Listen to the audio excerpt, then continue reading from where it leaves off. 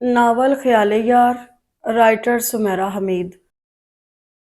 سیاہ پالش سے پیانو جگمگا رہا تھا، اس کی جگمگاہٹ دھوکہ دہی کا پرتو بھی لگتی تھی اور حقیقت کی نشاندہی کرتی ہوئی بھی۔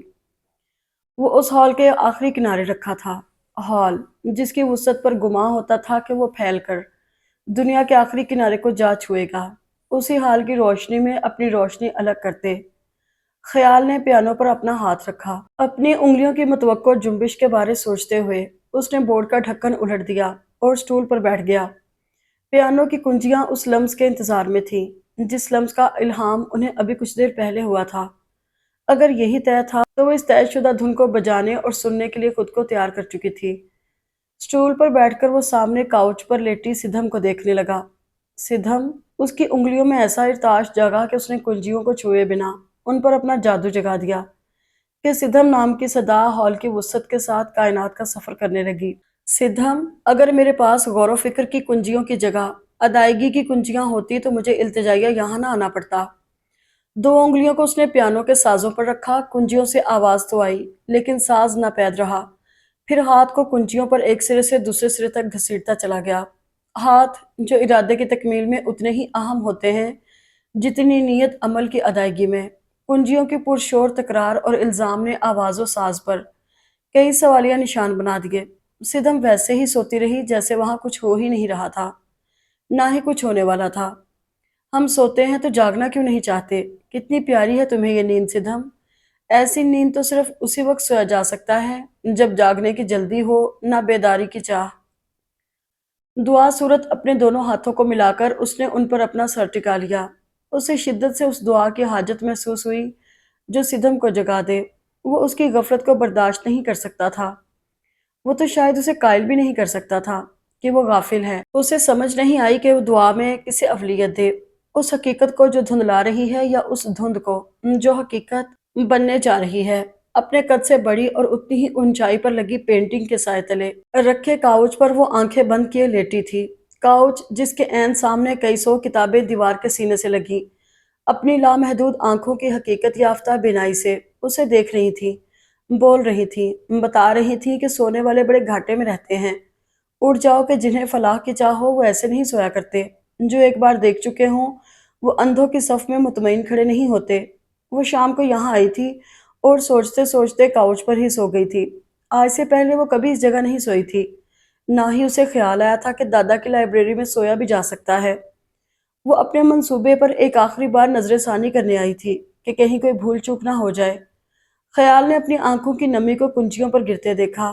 یوں ساز ایک دم سے بج اٹھے، اس کی 10 انگلیاں حکم کے تابع اور غفلت سے خوفزدہ ایسے پیانو پر حرکت پذیر ہوئیں جیسے ساعتیں محدود ہو چکی ہوں اور بھلائی سمٹ جانے کو ہو۔ سدھم کی آنکھ کھل گئی۔ ہال میں لگا فانوس روشن تھا۔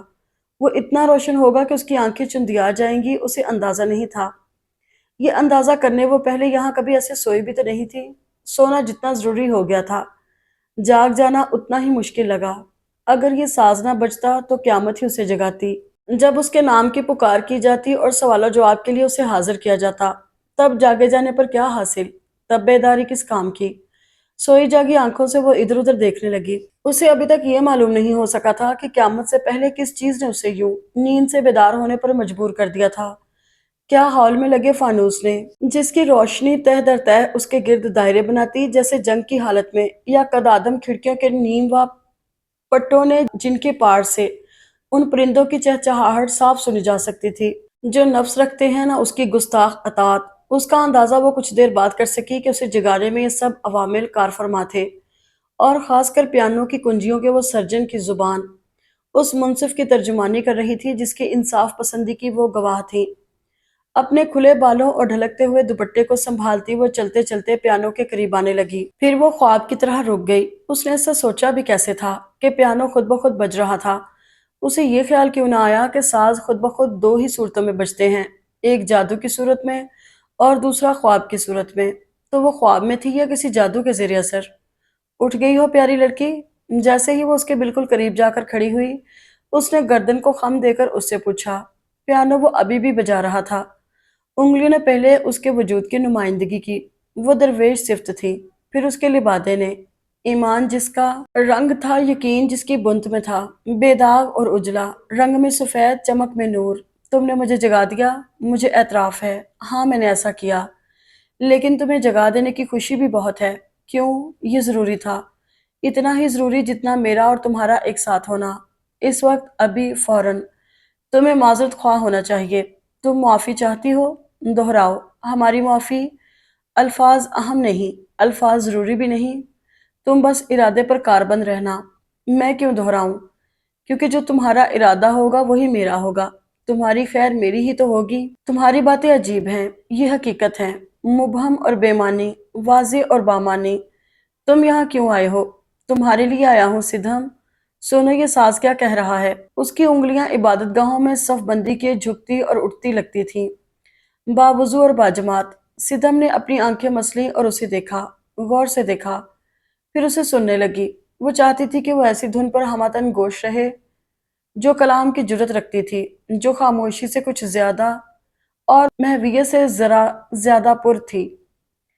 وہ پیانو کے ساتھ ٹیک لگا کر کھڑی ہو گئی اور بھول گئی کہ وہ کہاں کھڑی ہے۔ وہ ساز میں ڈوبنے لگی۔ اسے محسوس ہوا کہ وہ یہ دھن سن چکی ہے۔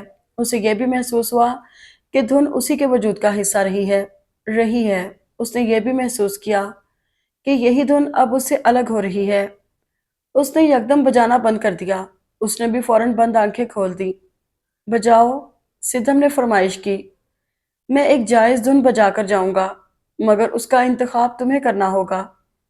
سدھم نے کہیں بہت پیچھے سفر کیا۔ اسے یاد آتے آتے رہ جاتا تھا کہ وہ اسے کہاں سے اور کیسے جانتی ہے۔ ایک لمحے کے لیے اسے لگا کہ وہ خود کو دیکھ رہی ہے۔ اگلے لمحے لگا کہ اس کا ہاتھ پکڑ کر جس پار وہ کئی بار جا چکی ہے، اس پار سے اب وہ خود کو نکال لائی ہے۔ اسے یاد آتے آتے رہ جاتا، وہ کون ہے اور خود وہ کون تھی۔ کون ہو تم؟ وہ چاہتی تھی کہ وہ اسے یاد کرا دے۔ میں تمہارا خیال ہوں سدھم، میں تم ہوں، میں جانتی ہوں میں کون ہوں، میں تم نہیں ہو سکتی۔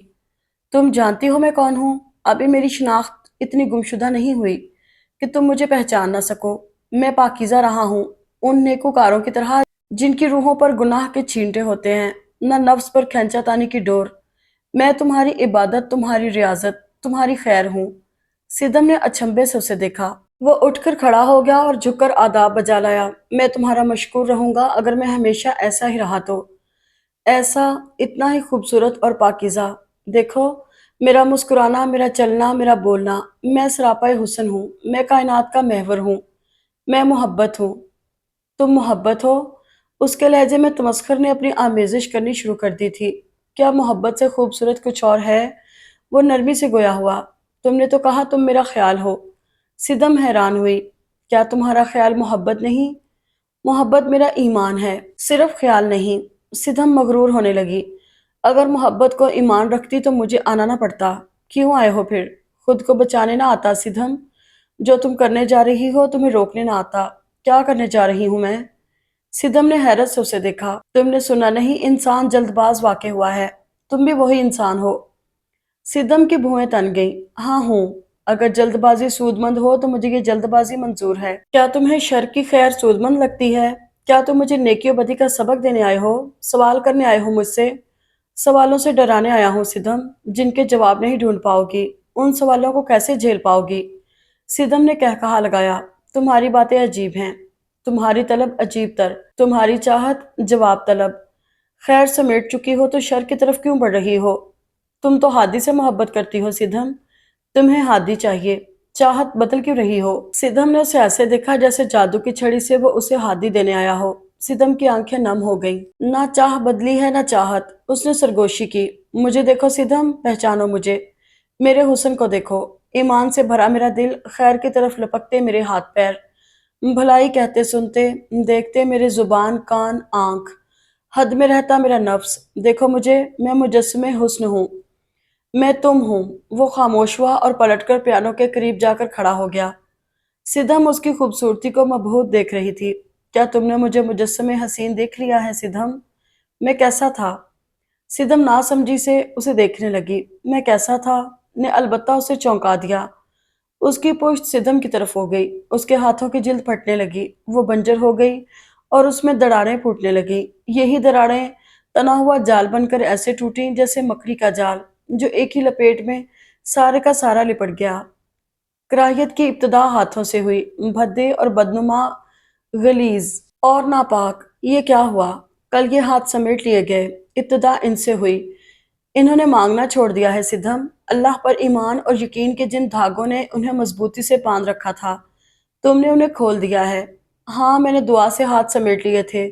اللہ کے یہاں دیر بھی ہے اور اندھیر بھی۔ مجھے اللہ سے کچھ نہیں مانگنا۔ تم اپنے مالک سے کہہ چکی ہو کہ تمہیں اب اس کی ملکیت میں نہیں رہنا۔ میں اس مالک سے کہہ چکی ہوں کہ مجھے اس کی غلامی میں نہیں رہنا۔ سدھم نے گردن تان کر کہا، وہ رحمان ہے، آقا نہیں۔ آقا ہوتا تو تکبر کے اس مظاہرے پر تمہاری زبان بندی کر دیتا۔ دونوں ایک لہجے کے لیے ایک دوسرے کی آنکھوں میں دیکھتے رہے۔ تمہارے ہاتھوں کو کیا ہوتا جا رہا ہے؟ اب تم پیانو نہیں بجاؤ گے؟ سدھم کی نظریں پھر سے اس کے ہاتھوں پر مرکوز ہو گئیں۔ ضرور بجاؤں گا، اگر تم نے بجانے دیا۔ سدھم نے الجھ کر اس کی طرف دیکھا۔ میں ہی تو تمہیں بجانے دوں گی، میری شادی ہونے والی ہے۔ مجھے خوش ہونے کے سارے حقوق حاصل ہو چکے ہیں۔ محبت کا ہو جانا خوش آئند ہے، اور محبت کو پا لینا خوش بختی۔ میں آج یہ خوش نصیبی حاصل کر لوں گی۔ تم پیانو بجاؤ۔ وہ مسکرائی، سرکش مسکراہٹ۔ تم سرکش ہوتی جا رہی ہو، باغی اور حد سے نکلتی ہوئی۔ میں سرکش ہوں، باغی اور حد سے نکل چکی، اور مجھے ہونا بھی کیا چاہیے؟ اس کی بھویں تن گئیں۔ تمہیں فرما بردار ہونا چاہیے، صابر اور دعا گو۔ وہ کہا لگا کر ہنسی۔ یہ تو سب کمزور لوگوں کے ہتھیار ہیں۔ ویسے اللہ کمزوریوں کو اتنا پسند کیوں کرتا ہے؟ اللہ اس انسان کو پسند کرتا ہے جو نفس کی لگاموں کو اپنے ہاتھ میں رکھتا ہے، نہ کہ نفس کو اپنی لگام میں تھما دیتا ہے۔ جو اپنے نقص پر نظر رکھتا ہے، گمراہی سے بچتا ہے، ہر پل اپنی اصلاح کرتا ہے۔ اصلاح یہی ہے کہ ہم اپنے دل کو مار لیں، روئیں، چلائیں، تکلیف میں رہیں اور پھر صبر کر کے رہ جائیں۔ اصلاح یہ ہے کہ یہ سب فانی ہے، فانی چیزوں کے لیے نہ روئیں، نہ چلائیں، نہ تکلیف میں رہیں۔ اللہ نے اشرف بنا کر جو شرف دیا ہے اسے واویلوں کی نظر نہ کریں۔ اگر میں ایسی ہی اشرف ہوتی تو اللہ مجھے وہ دیتا جو میں مانگتی ہوں۔ اگر اشرف نہ ہوتی تو اللہ دعا مانگنے کی فضیلت بھی نہ دیتا۔ جو اللہ پر ایمان رکھتے ہیں وہ اس عبادت سے دور نہیں رہتے۔ اگر دعا عبادت ہے تو میں یہ عبادت کر کر کے تھک چکی ہوں۔ اب میں اپنی فلاح سمیٹنے جا رہی ہوں، اور صاف کو قتل کرنے۔ میں نے سوچ لیا ہے۔ ہاتھ پر ہاتھ رکھنے سے کچھ نہیں ہوتا۔ انسان اپنی قسمت خود لکھتا ہے۔ میں بھی لکھوں گی، تم دیکھنا۔ دیکھ رہا ہوں، وہ اطمینان سے بولا۔ تمہیں دیکھنا محال ہوتا جا رہا ہے۔ تم کریا اور بدصورت ہوتے جا رہے ہو۔ تعفن سانسوں میں اٹک رہا ہے۔ اگر میں تمہیں ایسے دیکھ سکتا ہوں تو تمہیں بھی مجھے ایسے ہی دیکھنا ہوگا۔ فیصلہ دونوں صورتوں میں تمہارا ہے۔ ہاں، اب یہ میرا فیصلہ ہے۔ تمہیں کیا لگتا ہے میں خوفزدہ ہو جاؤں گی یا تم مجھے بھٹکا دو گے؟ سنو، ہمارے کالج میں ایک لڑکی ہے۔ اس کے بارے میں مشہور ہے کہ اس نے اپنی سوتیلی ماں کو زہر دے کر مار دیا تھا۔ یہ بھی سنا ہے کہ اس نے زہریلی دوا کو اس کے سوپ میں ملا دیا تھا، لیکن میں نے انگور کے جوس کا انتخاب کیا ہے، اور صاف کو بہت پسند ہے۔ آج سب ہادی کی بڑی خالہ کے گھر جا چکے ہیں، وہاں ڈھولک ہے۔ صرف میں اور اوصاف ہی گھر ہیں۔ میرے لیے آسانیاں ہی آسانیاں ہیں آج۔ جو کرنا آسان ہے وہ بھگتنا بہت مشکل ہے سدھم۔ تم قتل کرنے جا رہی ہو۔ میں پناہ کے لیے کہاں جاؤں گا؟ میں ہادی کو بچپن سے ہی پسند کرتی ہوں۔ گرمیوں میں جب وہ بڑے گیٹ کو چپکے سے کھول کر دبے پاؤں آیا کرتا تھا تو میں فوراً جان جاتی تھی کہ ہادی آیا ہے۔ اپنے کمرے کی کھڑکی میں کھڑے ہو کر میں آج بھی اسے اتنے ہی شوق سے دیکھتی ہوں جتنے شوق سے پہلی بار دیکھنا شروع کیا تھا۔ لان میں وہ دادا کے ساتھ کرکٹ کھیلتا، پاپا کے ساتھ والی بال، چچا کے ساتھ ریسلنگ یا باقی سب کے ساتھ بیڈمنٹن۔ میں اسے کھڑکی سے دیکھتی یا لان میں بیٹھ کر دیکھتی ضرور تھی۔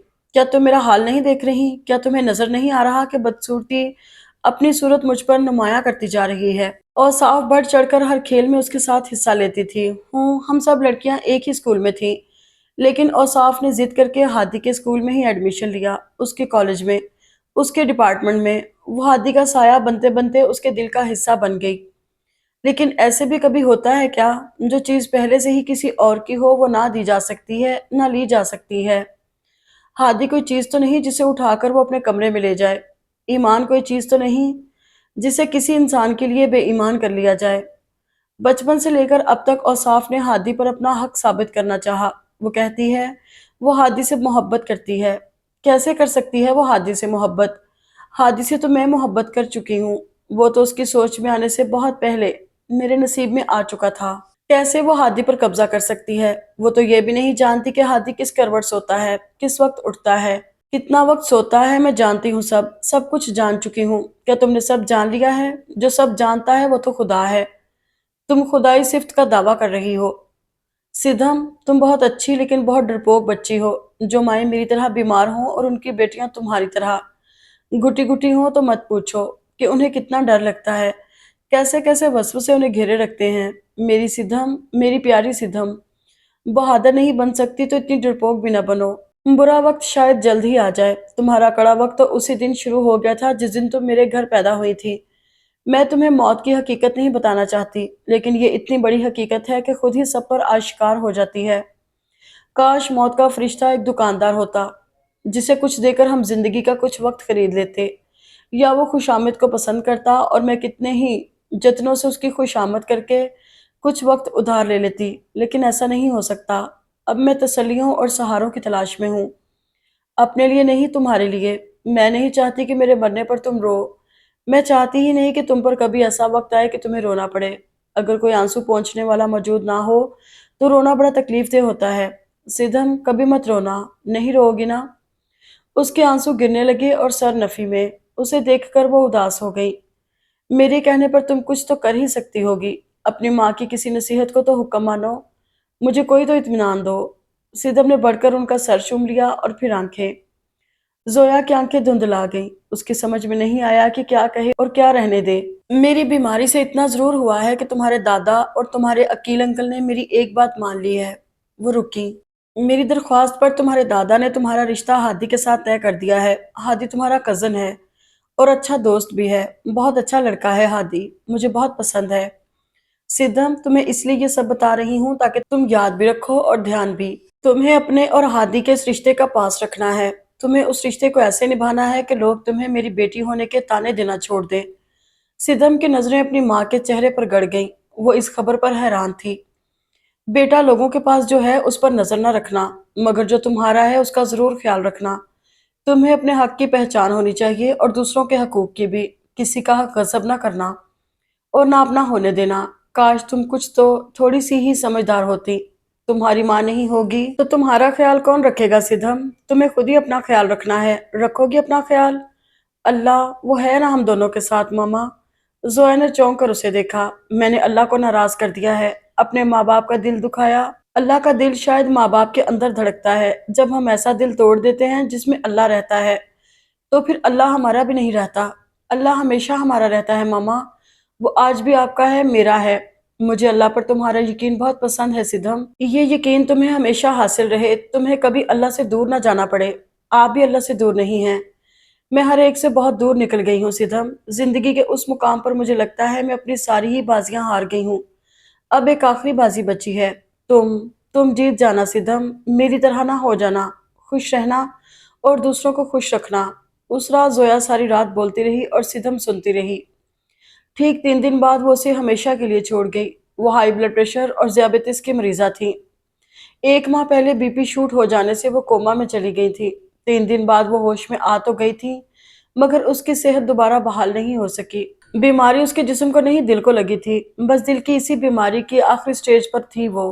उसे अगली स्टेज पर मौत उसकी मुंतजिर थी। सिद्धम, 13 साल की अलग थलग खामोश बेचारी सी लड़की बेचारी ही रह गई। उसने जिंदगी में बहुत बड़ी खुशियां नहीं देखी थी, मगर एक बहुत बड़ा गम देख लिया था। उसके ख्वाब बड़े बड़े नहीं थे, लेकिन उसकी जिंदगी की एक बड़ी हकीकत माँ एक ख्वाब बन गई थी। जोया से उसने कह दिया था कि अल्लाह उसके साथ है, लेकिन माँ के मरने के बाद उसने अल्लाह को खुद से दूर महसूस किया। अगर अल्लाह उसके करीब होता तो उसके दिल के करीब लोगों को उसकी जिंदगी में मौजूद रखता। वो उसे उतना ही दुख देता जितना वो सह सकती, उतनी ही तकलीफ जिस पर वो कराह ना सकती, वावेला ना करती, सब्र कर सकती। जिंदगी की सब प्यारी चीजें तकलीफ दे करके जाती हैं, जैसे जिंदगी जो मौत लेकर आती है। वक्त हमेशा बदल जाता है। बुरा तब होता है जब वक्त के साथ लोग भी बदल जाते हैं। उसके पापा एहसन रजा ने अपनी नरगिस से अपनी मंगनी खत्म करके उसकी मामा जोया से शादी की थी। सिदम के दादा जाकर रजा ने उन्हें घर से बाहर निकाल दिया था। बिजनेस, घर, दौलत, हर चीज से बेदखल कर दिया था। एहसन रजा 7 साल तक घर और खानदान से बेदखल रहे, बे औलाद रहे, अकेले और तन्हा हो गए। अपनी जिंदगी की बदहाली पर कुटते रहे। पहले उन्हें लगता था कि जोया के बगैर मर जाएंगे, پھر وہ گھر والوں کے لیے تڑپنے لگے۔ گھر واپس جانے اور اپنے ماں باپ کو خوش کرنے کے لیے انہوں نے ان کی مرضی سے دوسری شادی کر لی۔ میں بے اولاد نہیں رہنا چاہتا زویا۔ تمہیں ڈاکٹرز نے صاف صاف کہہ دیا ہے کہ تم ماں نہیں بن سکتی۔ میں ماں نہیں بن سکتی لیکن آپ باپ بن سکتے ہیں۔ اللہ جلد آپ کو صاحب اولاد کرے۔ اور وہ کیا کہتی، 7 سال پہلے جو شخص ان کے لیے سب کچھ چھوڑ آیا تھا، 7 سال بعد وہ انہیں تقریباً چھوڑ رہا تھا۔ وہ دوسری شادی کرایا تھا، اپنے آبائی گھر رہنے لگا تھا۔ دوسری شادی ہو جانے کے بعد زویا کو بتا رہا تھا وہ انسان ہی بدل گیا جس کے لیے زویا نے اپنا گھر چھوڑا تھا، تو وہ حالات کے بدلنے کا کیا شکوہ کرتی؟ وہ اس سے وہ سوال کیوں کرتی جس کا جواب وہ جانتی تھی؟ زویا اپنے گھر میں رہنے لگی اور احسن اپنے آبائی گھر رضا ہاؤس میں۔ 1 سال کے اندر اندر وہ ایک بیٹے کے باپ بن گئے، دوسرے سال دوسرے بیٹے کے اور چوتھے سال 2 بیٹیوں کے، سدھم اور اوصاف کے۔ اللہ تعالیٰ نے زویا کو بھی اولاد سے نواز دیا تھا۔ احسن اکثر بیٹیوں کو زویا کے پاس لے آتے تھے۔ رضا ہاؤس میں ہونے والی تقاریب میں زویا بھی چلی جایا کرتی تھی۔ انہیں کوئی خاص رتبہ یا پروٹوکول نہیں ملتا تھا، مگر بہت زیادہ سرد رویے بھی نہیں ملتے تھے۔ سدھم کی دادی ان کا خیال رکھتی تھی، ان کی گود میں احسن کی اولاد تھی، اس لیے تھوڑا بہت حق زویا کو بھی دے دیا گیا تھا۔ خاندان میں شامل ہونے کا کچھ عزت انہیں بھی مل گئی تھی۔ ان دنوں سدھم اپنی زندگی سے بہت خوش تھی۔ اسے معلوم نہیں تھا کہ رضا ہاؤس کیا ہے، وہ اور زویا وہاں کیوں نہیں رہتے، زویا وہاں جانے سے کیوں گھبراتی ہے۔ اس نے کبھی یہ غور ہی نہیں کیا تھا کہ اس کے پاس کیا کیا ہے اور رضا ہاؤس کے باقی بچوں کے پاس کیا کیا کچھ نہیں ہے۔ پاپا کے ساتھ وہ کبھی کبھی وہاں چلی جایا کرتی تھی۔ وہاں کا ماحول اس کے اپنے گھر کے ماحول سے بہت مختلف تھا۔ دادا اور دادی کے علاوہ صرف ایک ہادی ہی تھا جو اس سے بات کرتا تھا۔ گھر کے 11 بچوں میں وہ اکیلا تھا جو اسے اپنے کمرے میں لے جا کر کھیلنے کے لیے اپنے کھلونے دیتا تھا۔ اس کا اپنا گھر، ماما زویا کا گھر چھوٹا تھا، مگر وہ اس کا اپنا تھا۔ اسے زندگی جہاں سے ملی تھی وہ زویا کی اکلوتی اور لاڈلی بیٹی تھی۔ ان دونوں کے درمیان محبت حد سے سوا تھی اور بس، اس سے زیادہ اسے کیا چاہیے تھا؟ دادا پاپا سے زیادہ گھر آنے لگے۔ وہ سدھم سے بہت پیار کرتے تھے، اکثر اسے اپنے ساتھ گھمانے لے جاتے تھے۔ وہ زویا کو بھی پسند کرنے لگے تھے، ان تینوں کا تعلق بننے لگا تھا۔ تم نے ایسا کیوں کیا زویا؟ ایک دن وہ زویا سے شکوہ کر ہی بیٹھے۔ زویا ان کے آفس میں کام کرتی تھی، احسن نے وہیں زویا کو پسند کیا تھا۔ وہ پاگل پن تھا پاپا، محبت کا پاگل پن۔ نہ احسن نے آپ لوگوں کا سوچا، نہ میں نے اپنی فیملی کا۔ آپ ناراض رہے تو میرے والدین بھی راضی نہیں رہے۔ آپ دونوں کو چھوڑا تو سب چھوڑنا پڑا۔ سکون، اطمینان، خوشی۔ پتہ نہیں پاپا، انسان کو ایسا کیوں لگتا ہے کہ وہ فلاں چیز یا انسان کے بغیر مر جائے گا۔ اگر کوئی مجھے 7 سال بعد کی زندگی دکھا دیتا تو میں احسن سے شادی نہ کرتی۔ میں ان سے اب بھی محبت کرتی ہوں، لیکن صرف ان سے محبت میرے لیے پوری خوشی نہیں بن پا رہی۔ ان دنوں محبت کے لمبے لمبے فلسفے سیکھ لیے تھے ہم دونوں نے۔ اب احسن کو میرے چھوٹے چھوٹے حقوق بھی یاد نہیں۔ ان دنوں مجھے لگتا تھا کہ سچ اگر دنیا میں کہیں بولا جا رہا ہے تو وہ صرف احسن کی زبان سے بولا جا رہا ہے۔ مجھے معلوم نہیں تھا کہ کچھ سچ جھوٹ میں ڈھال دیے جانے کے لیے بولے جاتے ہیں۔ اپنے والدین سے ملا کرو، انہوں نے پیار سے کہا۔ چلی جاتی ہوں کبھی کبھی ان سے ملنے۔ بھائی تو دونوں امریکہ شفٹ ہو چکے ہیں، شاید اماں ابا بھی ان دونوں کے پاس ہی چلے جائیں۔ اس نے اداسی سے کہا۔ ابھی بھی وہ ناراض ہے تم سے؟ میں خود سے بہت ناراض ہوں۔ جب میں گھر سے احسن کے لیے نکلی تھی تو اماں جوان تھیں۔ اب جب جاتی ہوں ان سے ملنے تو وہاں ان کی جگہ ایک بوڑھی عورت ملتی ہے جو کھانستی ہے، بات کرتے کرتے رک جاتی ہے، جو مجھے گلے سے تو لگاتی ہے لیکن مامتا کی گرمائش نہیں دیتی۔ میری پیشانی تو چوم لیتی ہے لیکن اپنے لمس سے دور رکھتی ہے، جو میرا ہاتھ تو پکڑ لیتی ہے لیکن اپنا پکڑنے نہیں دیتی۔ تمہارے وہم ہے سب زویا۔ پاپا، میری ماں، وہ بھی میرے بعد گھر سے نکل آئی تھی۔ فرق صرف اتنا ہے کہ وہ ابھی بھی گمشدہ ہیں اور میں انہیں گھر میں ڈھونڈتی ہوں۔ میں نے اب جانا ہے کہ انسان دنیا میں چاہے کوئی بھی گناہ کر لے لیکن ماں باپ کا دل دکھنے کا گناہ نہ کرے۔ مجھے یقین ہوتا جا رہا ہے کہ یہ گناہ معاف ہوتے ہوئے بھی بڑی اذیتیں دے جاتا ہے، معاف ہوتے ہوتے بھی یہ حقیقی معافی تک نہیں جا پاتا۔ ایسے نہ سوچو زویا، تم اپنی صحت اور خراب کر لو گی۔ پتہ نہیں محبت کے نام پر ہم اپنی ساری غیرت کیوں بیچ دیتے ہیں۔ کبھی مجھے اپنے چھوٹے بھائیوں سے بھی محبت تھی لیکن کسی بھی خونی رشتے کی محبت مجھے احسن کی محبت سے نہیں روک سکی۔ میرے چھوٹے بھائی نے اماں سے کہا کہ کیوں گھسنے دیا انہوں نے مجھے گھر، نکال باہر کرتے مجھے۔ اسی کی وجہ سے ہمیں عزت کی تلاش کے لیے ملک سے باہر آنا پڑا۔ تم جانتی ہی ہو زویا کہ ہمارے معاشرے میں لڑکیوں کے ایسے اقدام کو اچھی نظر سے نہیں دیکھا جاتا، انہیں معاف تو بالکل نہیں کیا جاتا۔ پاپا، وہ تو میرے بھائی ہیں، اتنا بڑا دل نہیں رکھتے، مجھے تو اللہ بھی شاید ہی معاف کرے۔ انسان کے پیمانے پر اللہ کی رحم دلی کو نہ رکھو۔ تم بہت زیادہ سوچنے لگی ہو۔ یہی تو مسئلہ ہے پاپا، جب سوچنا چاہیے تھا تب سوچا نہیں۔ آپ جانتے ہیں ہوا کیا تھا؟ میری آنکھوں کے سامنے احسن کا چہرہ آ گیا تھا۔ انسان کے سامنے انسان ہی محبت میں ڈھل کر آ جائے تو اس کے حواس کھو جاتے ہیں، وہ عقل سے بیگانہ ہو جاتا ہے۔ احسن بہت لاپرواہ ہو گیا ہے تم سے، میں کرتا ہوں اس سے بات۔ جب میں نے اپنی زندگی سے لاپرواہی برتی تو بدلے میں مجھے بھی لاپرواہی ہی ملنی چاہیے۔ مجھے نہیں معلوم تھا کہ ایک ہنستی کھیلتی شوخ اور چنچل لڑکی اتنی جلدی خود پر ایسے بڑھاپا طاری کر سکتی ہے۔ وہ تلخی سے ہنس دی۔ جوان تو وہ رہتا ہے جو خوش رہتا ہے، تو خوش رہا کرو نا، ہم ہیں تمہارے ساتھ زویا، پریشان مت ہوا کرو۔ اب تو صرف سدھم کے لیے پریشان رہتی ہوں، اس کا خیال رکھیں گے نا آپ؟ میں، تم اور احسن، ہم سب مل کر رکھیں گے اس کا خیال۔ اتنی مایوس کیوں ہو؟ دل میں بڑے خوف چھپے بیٹھے ہیں پاپا، نا امیدی میرے دل پر قابض رہتی ہے۔ سدھم سے باتیں کیا کرو، دیکھو کتنی چھوٹی سی ہے وہ اور کتنی پیاری باتیں کرتی ہے۔ سب ٹھیک ہو جائے گا زویا۔ احسن رضا نے گھر آنا چھوڑ دیا تھا، وہ گھر کے اخراجات کے لیے پیسے دینے آتے اور چلے جاتے۔ اب ان کے لیے زویا کی بس اتنی ہی اہمیت رہ گئی تھی۔ ویسے بھی آج کل وہ اپنی دوسری بیوی نورین سے محبت کر رہے تھے اور نورین کو ان کا یہاں آنا پسند نہیں تھا۔ زویا کی بیماری بڑھنے لگی تو ذاکر رضا انہیں رضا ہاؤس لے آئے۔ رضا ہاؤس، جہاں سدھم کی چھوٹی چچی احسن کی سابقہ منگیتر نرگس رہتی تھی اور اس کی سوتیلی ماں نورین بھی۔ یہ دو لوگ ان دو لوگوں کو پسند نہیں کرتے تھے۔ نورین نے دبا دبا اور نرگس نے کھل کر اعتراض کیا، لیکن ذاکر رضا نے کسی کی نہیں سنی۔ وہ اور کیا کرتے؟ احسن کو زویا کی کوئی فکر نہیں تھی۔ زویا بیماری میں سدھم کے ساتھ اکیلی رہتی تھی۔ اس حالت میں زویا کو اکیلا نہیں چھوڑا جا سکتا تھا۔ کتنی بری جگہ تھی وہ، جہاں ایک بیمار اور بیمار ہونے لگا تھا۔ زویا ان دونوں کی نفرت برداشت نہیں کر سکی۔ وہ خالی ہاتھ تھی، اس کے پاس اپنا کچھ بھی نہیں تھا، شوہر بھی نہیں۔ اگر احسن اب زویا سے اور محبت نہیں کر سکتے تھے تو خیال تو رکھ سکتے تھے نا۔ راتوں کو زویا تکلیف سے کراہتی تو اس کے پاس صرف سدھم ہوتی، احسن اپنی بیوی کے ساتھ ہوتے۔ سدھم میں بھی اتنی ہمت نہیں ہوتی تھی کہ وہ رات کے ان پہروں میں اپنے باپ کے کمرے کا دروازہ بجا کر انہیں اپنی ماں کے پاس لے آئے۔ الٹا وہ خود بھی زویا کے ساتھ رونا شروع کر دیتی تھی۔ نرگس کو ان کا وجود گھر میں کسی صورت برداشت نہیں تھا۔ وہ سدھم کے سامنے زویا کو یہ جتانے آ جاتی کہ یہ بیماری زویا کے کیے کی سزا ہے۔ وہ گھر سے بھاگی ہوئی لڑکی تھی، اسے چین کیسے مل سکتا تھا؟ یہ انجام تھا اس گناہ کا جو زویا نے احسن کو نرگس سے چھین کر کیا تھا، انجام اس گناہ کا جس کی توبہ وہ رات دن کیا کرتی تھی۔ اللہ مجھ سے ساری نعمتیں چھین لے، گو یہ اللہ کی شان نہیں، لیکن میں یہ ہرجانہ دینے کو تیار ہوں۔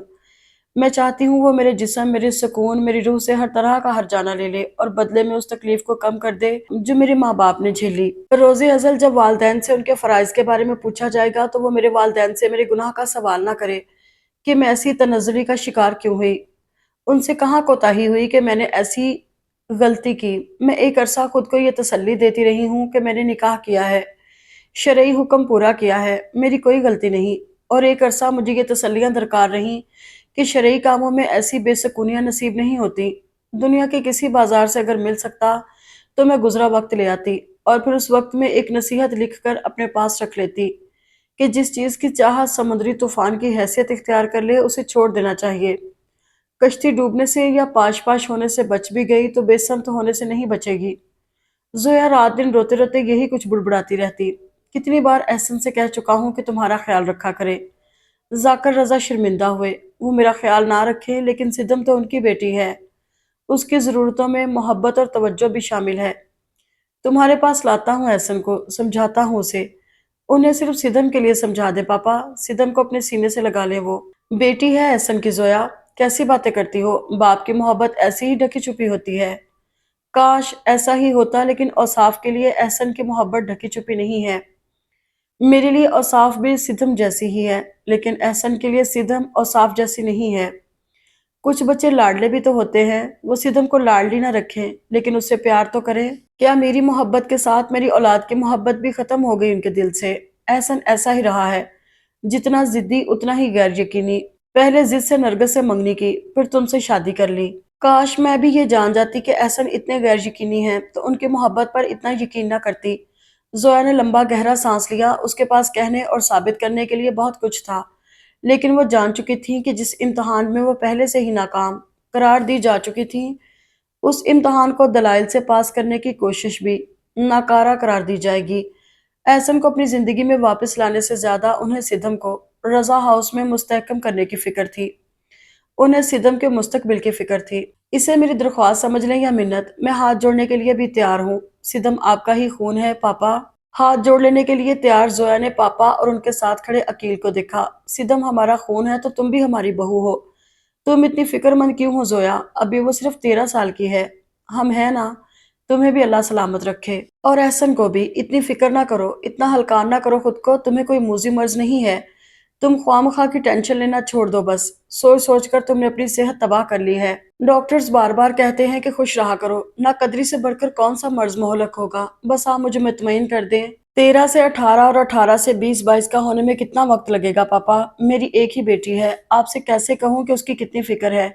उसके अकेले रह जाने के ख्याल का दर्द जानलेवा है। उस दर्द की मुझे दवा करने दें। मुझे दिली सुकून दे दें। दादा ने अकील की तरफ देखा। मुझे कोई एतराज नहीं। अकील फौरन बोले। वो एहसन से छोटे थे और मिजाज में उनसे बहुत मुख्तलिफ थे। वो हालात से समझौता कर लेते थे। इसीलिए एहसन के मंगेतर नरगस से भी शादी कर ली थी। मेरे 3 बेटे हैं, जिसके लिए चाहे हाँ कर दे भाभी को। जाकर रजा ने कुछ देर तक सोचा। जमान और शर्जील तो काफी बड़े हैं सिदम से। हादी ठीक है।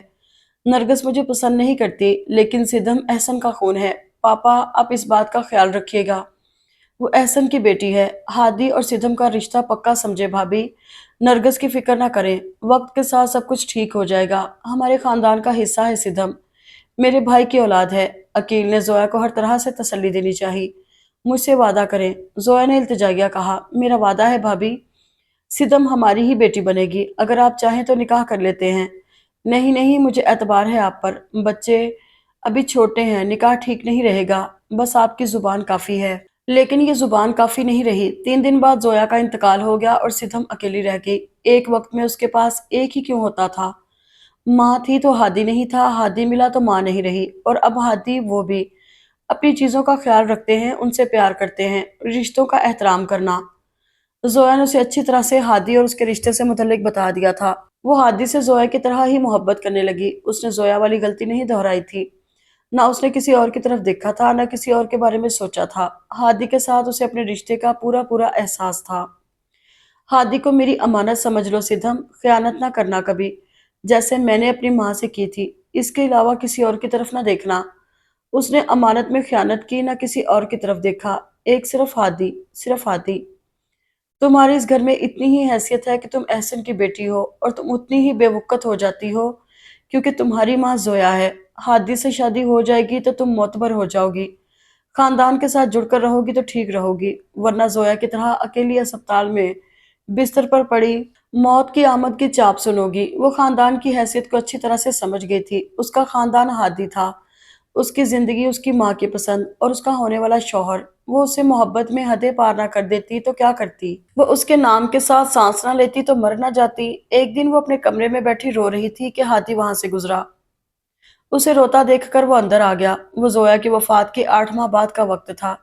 पहले वो खामोश खड़ा उसे देखता रहा, फिर उसके पास आकर बैठ गया। अब बस करो रोना सिद्धम।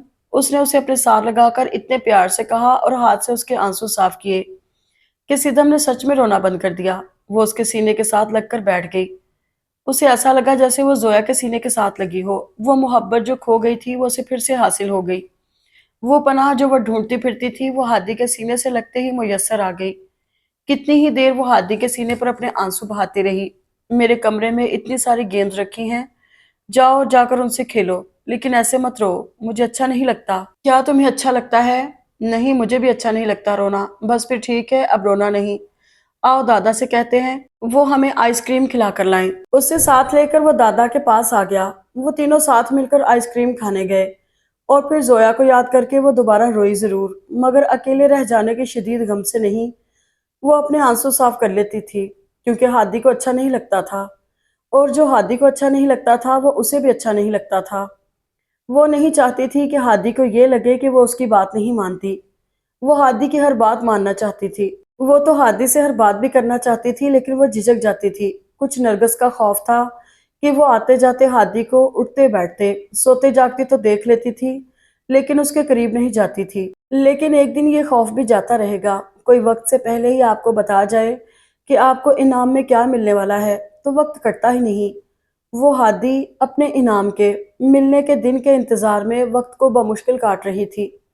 رضا ہاؤس میں 4 خاندان آباد تھے: تایا جی، احسن، عقیل اور سدھم۔ وہ اکیلی ہی الگ خاندان بناتی تھی کیونکہ وہ زویا کی بیٹی تھی۔ سب اپنے اپنے الگ خاندان کے ساتھ مکمل تھے، جبکہ وہ زویا کے بغیر بالکل ادھوری تھی اور اوصاف پورے رضا ہاؤس کو مکمل کرتی تھی۔ اوصاف جگمگاہٹ تھی اس گھر کی۔ وہ احسن کی جان تھی، دادا کی باربی، تایا کی کرکٹ ٹیم کی کیپٹن، پھپھو کے بچوں کی سنڈریلا۔ وہ اوصاف تھی، سب کے لیے سب کچھ تھی، ہر خوبی، ہر صفت، ہر رنگ لیے۔ اس کی آنکھیں گہری سبز تھیں، بے حد سفید رنگت، سنہری اور ڈارک براؤن بال تھے۔ وہ انسانوں کے لیے بنائی گئی پری تھی۔ تایا جی کی عریشہ اسے خاص طور پر تیار کروا کر اپنے کالج فنکشن میں لے کر جاتی تھی۔ پھپھو کے بڑے بیٹے فرید نے اس کا پورٹ فولیو بنوایا اور ایڈ کمپنیز میں کڈز ماڈلنگ کے لیے بھیج دیا۔ اور پھر اوصاف نے ملک اور بیرون ملک کے کئی نامور برانڈز کے اشتہارات میں کام کیا۔ وہ ایک ایمبیسڈر کڈ بن گئی تھی۔ جب وہ لوگ گھومنے کے لیے جاتے تھے تو لوگ روک روک کر اس کی تصویریں بناتے تھے۔ اس کے لیے ساری تعریفیں کم تھی، اس پر ساری تعریفیں ختم تھی۔ وہ اس گھر میں موجود ہر شخص سے زیادہ خوبصورت تھی۔ وہ بے انتہا خوبصورت تھی۔ اوصاف، باربی ڈول، ماڈل کڈ، فیمس سنڈریلا، اتنا سب کچھ، اور پھر ہادی بھی۔ وہ سب کا سب کچھ لے لیتی، اس کا صرف ایک ہاتھی چھوڑ دیتی۔ پاپا کی ساری محبت اس کے پاس تھی، اس کی محبت چھوڑ دیتی۔ سب لڑکیاں لاہور کالج جاتی تھیں، سدھم بھی وہیں گئی، مگر اوصاف کو لمز جانا تھا۔ کیوں؟ کیونکہ وہاں ہادی تھا۔ دادا اسے وہاں بھیجنا نہیں چاہتے تھے، انہیں وہاں کا ماحول پسند نہیں تھا، مگر ہادی کو جانا تھا تو اوصاف کو بھی جانا تھا۔ وہ ہر اس جگہ موجود ہوتی جہاں ہادی موجود ہوتا تھا۔ خاندان بھر میں ان کی دوستی مشہور تھی۔ ان دونوں کی دوستی نہ جانے کب شروع ہوئی، تب جب ہادی اسے بیبی کار میں بٹھا کر لان کی سیر کرواتا یا اس کے ساتھ کرکٹ اور والی بال کھیلتا، شاید تب جو وہ اسے بائسیکل چلانا سکھاتا تھا، اور تب جب دونوں دادا کی کار چپکے سے ان سے پوچھے بغیر لے جانے لگے۔ اسی وقت سے دونوں سب ساتھ ساتھ کرنے لگے تھے۔ وہ ساتھ ساتھ رہتے، ساتھ ہی ہو گئے۔ کالج جانے سے پہلے ان دونوں میں پہلی بار لڑائی ہوئی تھی۔ لڑائی کی وجہ وہ لڑکیاں تھیں جو ہادی سے فری ہونے کی کوشش کر رہی تھیں۔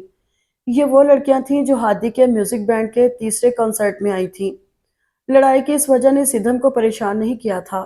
وہ صرف اتنا جانتی تھی کہ ہادی کسی کے بھی ساتھ رہے، رہے وہ اسی کا۔ کیوں رہے اس کا؟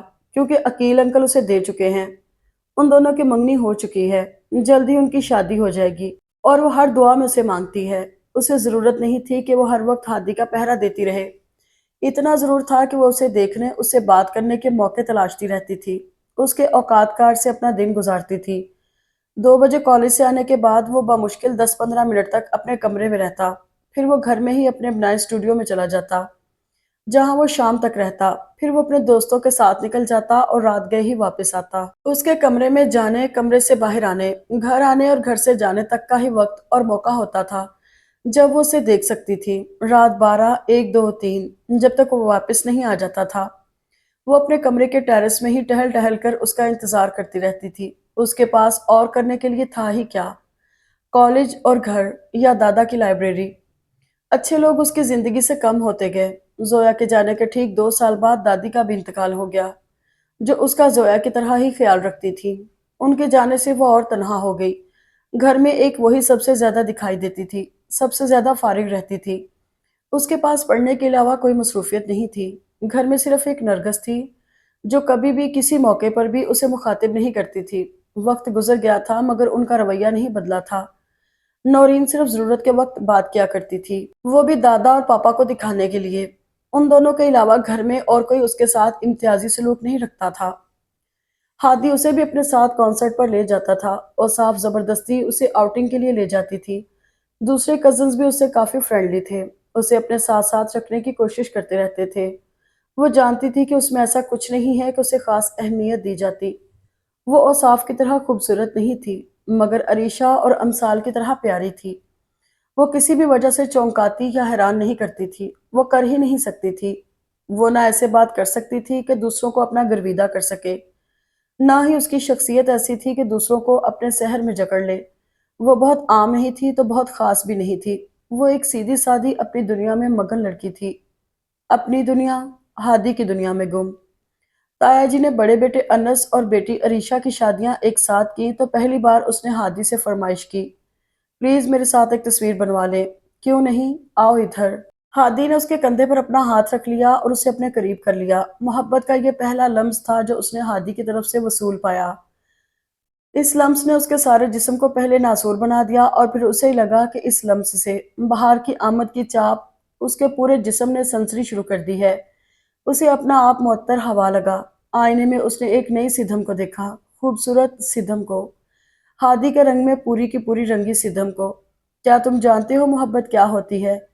क्या तुमने कभी ऐसी मोहब्बत का जायका चखा है जिसकी सतह गुलाबी हो और परतें गुलाबी तर? सिद्धम के गाल आंसुओं से भीग चुके थे। उसकी आंखों का रंग गुलाबी हो चुका था और इन्हीं आंखों की परतें गुलाबी तर थीं। सिद्धम, मैं तो उस मोहब्बत को जानता हूँ जिसकी सतह ईमान है और जिसकी परतें ईमान से तर। सिद्धम ने रुख मोड़कर किसी कदर तनफ्फुर से उसे देखा। तुम इंसानी मामलात में अल्लाह को क्यों ला रहे हो? तुम अपने और अल्लाह के दरमियान इंसान को क्यों ला रही हो? सिद्धम की आंखों में कैद सारे पानी में जलथल होने लगी और वह सिसक कर रह गई। तुमने एक इंसान को अपने लिए खुदा बना लिया है, उसकी मोहब्बत को अपने लिए वबाल बना लिया है। मोहब्बत जब वबाल बन जाती है सिद्धम, तो वो मोहब्बत नहीं रहती, सिर्फ एक ख्वाहिश, एक इंसानी जज्बा बन जाती है। जज्बे जब अपनी तारीफ और तरकीब बदल दें तो अपने फैसले बदल देने चाहिए। तुम मुझे मेरे फैसले से भटका नहीं सकते। भटका तो तुम खुद रही हो खुद को। अगर इसे भटकना कहते हैं तो मुझे रास्तों की कोई परवाह नहीं है। मैं औसाफ को जरूर उसके अंजाम तक ले जाऊंगी। अगर मौत ही बरहक है मेरी मोहब्बत या औसाफ की रूह के लिए, तो मैं उसकी रूह के लेने का इंतजाम लेकर जाऊंगी। औसाफ अपना मोबाइल उछालती दादा की लाइब्रेरी में आई। डैड, क्या मैं आपको एक बात बताऊं? बात सुनकर आप मुझे बताएंगे कि आप इसका ऐलान करेंगे या मैं करूं, या इसके लिए कुछ और सोचना चाहिए। वो मुस्कुरा रही थी। बात बताओ, ऐलान का फैसला बाद में करेंगे। दादा मुस्कुराए। इस ईद से पहले मुझे हादी से शादी करनी है। आपको बता दिया है, बाकी सबको आप बता दें। उसने इस तरह कहा जैसे कॉलेज ट्रिप पर जाने की बात कर रही हो। रैक से किताबें निकालते सिद्धम के हाथों की जान जाती रही। सब किताबें जमीन पर आ गिरी। ओ सिद्धम, और साफ ने गर्दन मोड़कर उसे देखा। तुम यहाँ हो, आ जाओ तुम भी, मिलकर तय करते हैं। और साफ का चेहरा स्याह था, उसकी आंखें खून रंग। आज से पहले उसे कभी औसाफ इस तरह बदसूरत नहीं लगी। औसाफ, दादा का चेहरा गुस्से से लाल हो गया। डैड, औसाफ ने हैरान नजरों से उन्हें देखा कि वो इतना गुस्सा किस लिए कर रहे हैं। पापा, मुझे आपसे कुछ बात करनी है। नौरीन भी वहीं आ गई। तुम जाओ औसाफ, दादा ने कहा। मैं चली जाती हूँ, लेकिन मुझे ये क्यों लग रहा है कि जैसे आपको मेरी बात बहुत बुरी लगी है। तुम जाओ, नौरीन से यहाँ से जाने के लिए कह दो। दादा के लहजे की सख्ती बढ़ने लगी और साफ हैरत से दादा को देखने लगी। लेकिन डैड, वो, जाओ यहाँ से। सुना नहीं तुम्हारे दादा क्या कह रहे हैं? नौरीन ने झिंझलाकर कहा। ना चाहते हुए भी औसाफ वहां से चली गई। सिद्धम को भी जाना पड़ा, लेकिन पीछे से जाकर वो लॉन की खिड़की के साथ कान लगाकर खड़ी हो गई। पापा, जस्टिस इम्तियाज के बेटे का प्रपोजल आया है और साफ इनकार कर रही है। तुम उन्हें हाँ कह दो। दादा फौरन बोले। मैं उन्हें फौरन हाँ कह देती, मगर औसाफ कह रही है हादी। ये हादी का नाम भी नहीं ले सकती। हादी मैं जोया को दे चुका हूँ, सिद्धम के साथ उसका रिश्ता तय है। हैरत की ज्यादती से कितनी ही देर तक नौरीन से कुछ बोला ही नहीं गया। ठीक है, जोया की बेटी को इस घर में सब कुछ मिला, इतना कुछ मिल जाएगा उसे, इन्हें मालूम नहीं था। कहाँ सिद्धम, कहाँ हादी। चिढ़कर वो तंज कर ही गई। अपनी बेटी सिद्धम के लिए ही कह रही हो ना नौरीन? दादा भी तंजिया बोले। वो जोया की बेटी है। वो और बुरा मान गई, ऐसे जैसे मरने वाली जोया ने मरकर भी उन्हें एक तमांचा दे मारा हो। उनकी बेटी औसाफ का इंतखाब हादी, जोया की बेटी सिद्धम के लिए पहले से ही तय किया जा चुका था। कहाँ औसाफ की पसंद और कहाँ सिद्धम का नसीब। वो बल खाकर रह गई। एहसन की बेटी है जोया, तुम माँ हो उसकी, सौतेली ही सही। फिर एहसन जाने और आप जाने। वो इतना ही कह सकी और चली गई। खिड़की से अंदर की गुफ्तगू सुनते सिद्धम भी इत्मीनान से चली गई। उस रात वो इत्मीनान से सोई, वरना उसे बेचैनी लगी रहती थी कि कोई इस घर में उन दोनों के रिश्ते का नाम ही नहीं लेता। अब दादा ने लिया तो नौरीन की जुबान से सबको मालूम हो जाएगा, और ऐसा ही हुआ। नरगिस को मालूम हो गया और वो पहली बार उसके कमरे में आई। खून का असर भी कभी मरा है। जोया मर गई तो क्या हुआ, सब सिखा गई है वो तुम्हें। सिद्धम को बहुत दुख हुआ उनके अंदाज पर। मरे हुए लोगों को कोई ऐसे याद करता है? ऐसे याद करवाता है। तुम्हारी माँ को तो मैंने इस घर में घुसने दिया था, तुम्हें अपने बेटे की जिंदगी में किसी कीमत पर नहीं घुसने दूंगी। सिदम की आंखें डबडबा गईं। बेबसी, लाचारी और शदीद दुख की कैफियत ने उसे निढाल कर दिया। रात को नरगस आंटी और दादा की बातें उसने छुप कर सुनी। जब एहसन ने मुझसे अपना रिश्ता खत्म किया तो आपने मुझसे आकर क्या कहा था? वो गुस्से में थी मगर तहम्मुल से ही बोली। दादा गिड़बड़ा गए। मैं याद दिलाती हूँ आपको, आपने कहा था तुम पर जुल्म हुआ है, लेकिन ये जुल्म एहसन ने तुम पर किया है। चाहो तो इसकी सजा मुझे दे लो। हाँ, मैंने कहा था। क्या मैंने आपसे कुछ कहा? आप अकील के लिए मेरा रिश्ता लाए और मैंने आपका मान रखा। मैं जानता हूँ, वो शिकस्त खुर्दा से बोले। तो आज आप मुझे इसकी सजा क्यों दे रहे हैं? आप जानते हैं मैं जोया उसकी बेटी से कितनी नफरत करती हूँ। फिर आपने हादी के साथ उसका रिश्ता कैसे तय कर दिया? आपने ऐसा सोचा भी कैसे? ये रिश्ता अकील ने तय किया था। उन्होंने बोधी सी दलील दी। अकील से ये रिश्ता आपने तय करवाया है, आप दोनों की मर्जी से हुआ है ये सब। मेरा फैसला गलत नहीं है बेटा। क्या तुम्हारे लिए अकील का मेरा फैसला गलत था?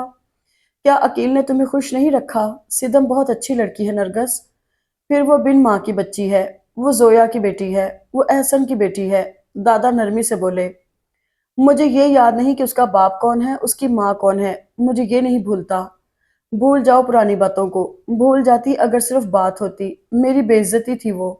उस औरत के लिए मुझे ठुकराया गया। पुराने जख्म इस वक्त तक रिश्ते रहते हैं जब तक उन पर मुआफी की मरहम न लगा दी जाए। सिद्धम का कोई कसूर नहीं था उस सब में। मेरा भी कोई कसूर नहीं था। मैं किसी सूरत जोया और उसकी बेटी को मुआफ करने के लिए तैयार नहीं हूँ। आप कुछ भी कहें, लेकिन सिद्धम के लिए मेरी ना हाँ में नहीं बदलेगी। वो तनकर खड़ी थी। ऐसा अंदाज ना अपनाओ नरगस। अटल फैसले सिर्फ अल्लाह के होते हैं। जब इंसान बेजा जिद पर आ जाते हैं तो अल्लाह की नाराजगी का सामान करते हैं। अल्लाह को राजी करने की तदबीर करो। इस मामले में मैं मजबूर हूँ पापा, प्लीज मुझे मजबूर मत करें। लफ्ज अल्लाह पर वो कुछ शर्मिंदा सी हुई। नफरत का ये कैसा रिश्ता है जो हम हमेशा बनाए रखना चाहते हैं? वो दुख से बोले। ये मेरे इख्तियार में नहीं पापा। क्या बिला वजह की नफरत गुनाह नहीं? बिन माँ की बेटी है वो। तुम्हें उस पर तरस नहीं आता? कैसे चुप चुप कर रोती रहती है? क्या तुम्हें दिखाई नहीं देता? जो गुनाह उसने नहीं किया उसकी सजा उसे क्यों दे रही हो? तुमने एहसन की बाकी औलाद को भी तो अपना लिया है, तो सिद्धम को क्यों नहीं? तुम्हें औसाफ पसंद है, लेकिन सिद्धम नहीं। सिर्फ इसलिए कि सिद्धम जोया की बेटी है। सिद्धम तुम्हारी और हमारी बेटी है। क्या तुमने सुना नहीं कि बेटियां सबकी साझी होती हैं? तुम्हारी भी एक बेटी है। वक्त और मौत किसी को नहीं छोड़ते। आज हम हैं, कल नहीं होंगे। फिर वक्त बदलने में वक्त ही कितना लगता है। वक्त बदलने से पहले आओ अपने फैसलों को बदल ले। ना मैंने एहसन की ऐसी तरबियत की थी, ना बाकी औलाद की, कि वो ऐसे बेरहम हो जाएं। मैंने ऐसा रिस्क तो कभी नहीं कमाया कि वो तुम लोगों के दिल इतने सख्त कर दे कि उसमें से नफरत का गुजर तो हो, लेकिन रहम दिली का नहीं। दादा की इन बातों ने नरगिस पर अजीब असर किया। वो खामोश उनकी तरफ देखने लगी। जिनकी अपनी बेटियां हों उनके दिल तो बहुत नरम होते हैं। क्या ये कम है कि उसकी माँ नहीं है? और वो कितने दुखों की मुस्तहिक है। इतने बड़े गम के बाद और कितने गमों पर उसका हक बनता है। नरगिस खामोश हो गई। लफ्ज मौत ने उन पर गहरा असर किया था। हाँ, ये एक मौत ही है जो सबसे बड़ा गम है उनके लिए जो जिंदा रह जाते हैं। वक्त और मौत किसी को नहीं छोड़ते। वक्त गुजर जाता है और मौत आ ही जाती है। और पीछे रह जाने वाले कितने तनहा रह जाएंगे। मर जाने वाले नहीं जान पाएंगे। वो नहीं मान रही पापा। नौरीन फिर उनके पास मौजूद थी। बुलाओ उसे और तुम जाओ। ये सब इनकार और तकरार क्यों डैड? वो आते ही हैरानी से बोली। जस्टिस इम्तियाज की तरफ से आने वाला या जाने वाला मुझे नहीं मालूम करना। उनकी दौलत रुतबा, कम ऑन डैड, मुझे ओहदे मत गिनवाएं। क्या हो गया है आपको? आप चाहते हैं मैं साफ साफ बात करूं तो सुने। मैं बेहद बेहद और बेहद मोहब्बत करती हूँ हादी से। क्या इतना काफी है या और बताऊं? मैंने तो सोचा था आप सब लोग खुश होंगे। आप सबको लगता था कि मैं जिद्दी हूँ और अपनी मर्जी करूंगी, और न जाने वो अपनी मर्जी किस तरह की होगी। अब हादी का कह दिया है तो ऐसा क्यों कह रहे हैं जैसे मैंने कोई गलत बात कह दी हो? नौरीन, वो थाड़े और साफ डर गई। लेकर जाओ इस बेशरम को यहाँ से। उनकी बात पर औसाफ हैरत से उन्हें देखने लगी। हैरत से ही सिदम भी उसे देखने लगी। औसाफ की इतनी जुर्रत कि वो हादी के बारे में सोचने लगे। दादा का अंदाज उससे अच्छा लगा। वो जानती थी ऐसे ही किसी अंदाज में हादी औसाफ को झिड़क देगा। न जाने आप क्या समझ रहे हैं। औसाफ वहीं खड़ी थी। मैंने हादी को फोन कर दिया है, वो आ रहा है। हादी आए या हादी का बाप आए, होगा वही जो मैं कहूंगा, समझी तुम? दादा फिर गुस्से से चिल्लाए और साफ खामोश उन्हें देखती रही। कुछ ही देर में हादी भी वहां मौजूद था। तुम दोनों जाओ यहाँ से। उसके आते ही दादा ने दोनों को एक साथ डपट दिया। उनका गुस्सा बढ़ने लगा था। हादी, डैड न जाने क्यों ऐसे कर रहे हैं। और साफ वहां से जाने वाली नहीं थी, ना ही हादी को जाने देना चाहती थी। औसाफ, तुम जाओ यहाँ से, हादी ने नरमी से कहा और औसाफ चली गई। सिदम जानती थी कि औसाफ जबरदस्ती अपनी हर बात मनवाती है, वरना हादी उसकी आधी बात भी न सुने। दोस्ती अपनी जगह, मगर वो हादी पर बेजा मुसल्लत थी। उसने खुद को उसके गिर्द जाल की तरह बुन दिया था। हादी, तुम भी जाओ, मुझे तुम दोनों से कोई बात नहीं करनी। दादा, आप ऐसा क्यों कर रहे हैं? मैंने तुम्हारे लिए सिद्धम को पसंद किया है, बस मुझे इनकार नहीं सुनना। दादा ने बात उलझाकर की सीधी तरह करनी चाहिए थी। हादी हैरान सा उन्हें देखने लगा। सिद्धम, वो बुड़बुड़ाया। सिद्धम को कौन नापसंद कर सकता है दादा? वो इतनी प्यारी है। लेकिन औसाफ के मुकाबले में आप किसी को भी लाकर खड़ा करेंगे तो मैं इनकार ही करूंगा। आप जानते हैं मेरी और औसाफ की दोस्ती को। छुप कर उनकी बातें सुनते खड़े खड़े सिद्धम के जिस्म से जान निकल गई। उसके दिल में एकदम से ऐसी टीस उठी कि उसके लिए वहां खड़े रहना मुहाल हो गया। अगर औसाफ ना होती तो मैं कभी आपको इनकार ना करता। अब आप भी मत करें। हादी की आवाज उसकी तकलीफ के बार को बढ़ा रही थी, लेकिन वो उसकी आखिरी बात से मुत्तफिक थी कि अगर औसाफ ना होती तो, अगर वो होती ही ना तो उसे होना ही नहीं चाहिए था, या कम से कम उसके और हादी के दरमियान तो बिल्कुल नहीं। हाँ, उसे नहीं होना चाहिए, तुम्हारे और हादी के दरमियान। सिद्धम ने चौंक कर उसे देखा। तो तुम मुत्तफिक हो मुझसे? हाँ, लेकिन तुम्हें पहले हादी का तयन कर लेना चाहिए। मैं कर चुकी हूँ तय्युन, वो ऊंची आवाज में बोली। कर चुकी होती तो मेरी ये हालत ना होती। उसने अपने हाथों और सर की तरफ इशारा किया। रोशन पेशानी से फूटने वाला स्याह जाल उसकी रोशन आंखों को बेनूर करता उसके दिल की तरफ बढ़ रहा था। गुमराही अपने सब हथियार लिए उसकी शह रग पर वार करने के लिए तैयार हो चुकी थी। उसकी तैयारियों को अरूज सिद्धम ने दिया था, जैसे आगाज सिद्धम ने किया था। सिद्धम ने टिकटिकी बांधकर उसे देखना शुरू किया। देखो, मेरी बिनाई जा रही है। तुम मुझे अंधा कर रही हो। मेरी समाज धोखाधड़ी पर आ चुकी है। मेरी जुबान दावे कर रही है। देखो सिद्धम, तुम मेरा क्या हाल कर रही हो? क्या तुमने मेरा हुस्न नहीं देखा? क्या इस हुस्न ने तुम्हें मबहूत नहीं किया? अब क्या तुम्हें गलाजत और कराहियत दिखाई नहीं दे रही? खौफ नहीं महसूस हो रहा? और क्या तुम्हें खुद को अल्लाह से अलग कर लिए जाने का कोई सदमा नहीं? मैं बदसूरत होता जा रहा हूँ और तुम्हें अपने गुनाह के हुस्न पर नाज है। तुम अपना वादा क्यों तोड़ रही हो सिद्धम? कौन सा वादा? तुमने खुद से वादा नहीं किया था कि तुम हमेशा हादी को खुश रखोगी, जो वो चाहेगा वही करोगी? मैंने कभी उसे नाखुश नहीं किया। तुम जल्द ही उसकी खुशनुदी खो दोगी। क्या तुम अंधे हो? तुम्हें मेरी तकलीफ नजर नहीं आ रही? देखो मेरी क्या हालत हो गई है। अपने हाथों को उठाकर मैंने कितनी बार मांगा है, कितनी रातों में, कितने सजदों में। जुबान थक गई है अब, दिल रो रहा है अब बस। मैं औसाफ को आज जहर पिला दूंगी। वो मर जाएगी, तुम उसे कत्ल कर दोगी। तुम मुझे कहीं का नहीं छोड़ोगी सिद्धम। मेरी पनाह मुझसे ना छीनो सिद्धम। उसे मर जाना चाहिए, उसने इंतहाई नफरत से कहा। ये जुल्म है। मर तो इस ख्याल को जाना चाहिए जो तुमने नफ्स की गिरह में बांध लिया है। तुम इंसान से शैतान बन रही हो। तुम अशरफ होने पर राजी नहीं रहना चाहती। तुम रुतबे से गिर रही हो। वो शदीद कर्ब से बोला। मोहब्बत सब सिखा देती है। उसने गर्दन को अकड़ा कर कहा। ये सब जो तुमने सीख लिया है मोहब्बत ने सिखाया है। हाँ, उसने गरूर और तकब्बुर से गर्दन को और अकड़ा लिया। किसकी मोहब्बत से? ख्याल रो देने वाले अंदाज से बोला। हादी की मोहब्बत ने। अंदाज में और गुरूर छलकने लगा। हादी की नहीं, इंसान की मोहब्बत ने। वो सिर्फ इंसान नहीं है, वो चिल्लाई। सिर्फ एक इंसान ही है, वरना उसकी मोहब्बत तुम्हें बेसब्रा ना बना देती। वो तुम्हें नाशुक्री और गुनाह की तरफ राग़िब ना करती। तुमने गौर ही नहीं किया उन सब पर, गुरूर और तकब्बुर पर, शर और खैर पर, गुनाह और सवाब पर। तुम सब भूल गई हो। एक मोहब्बत ने तुम्हें सब भुला दिया है।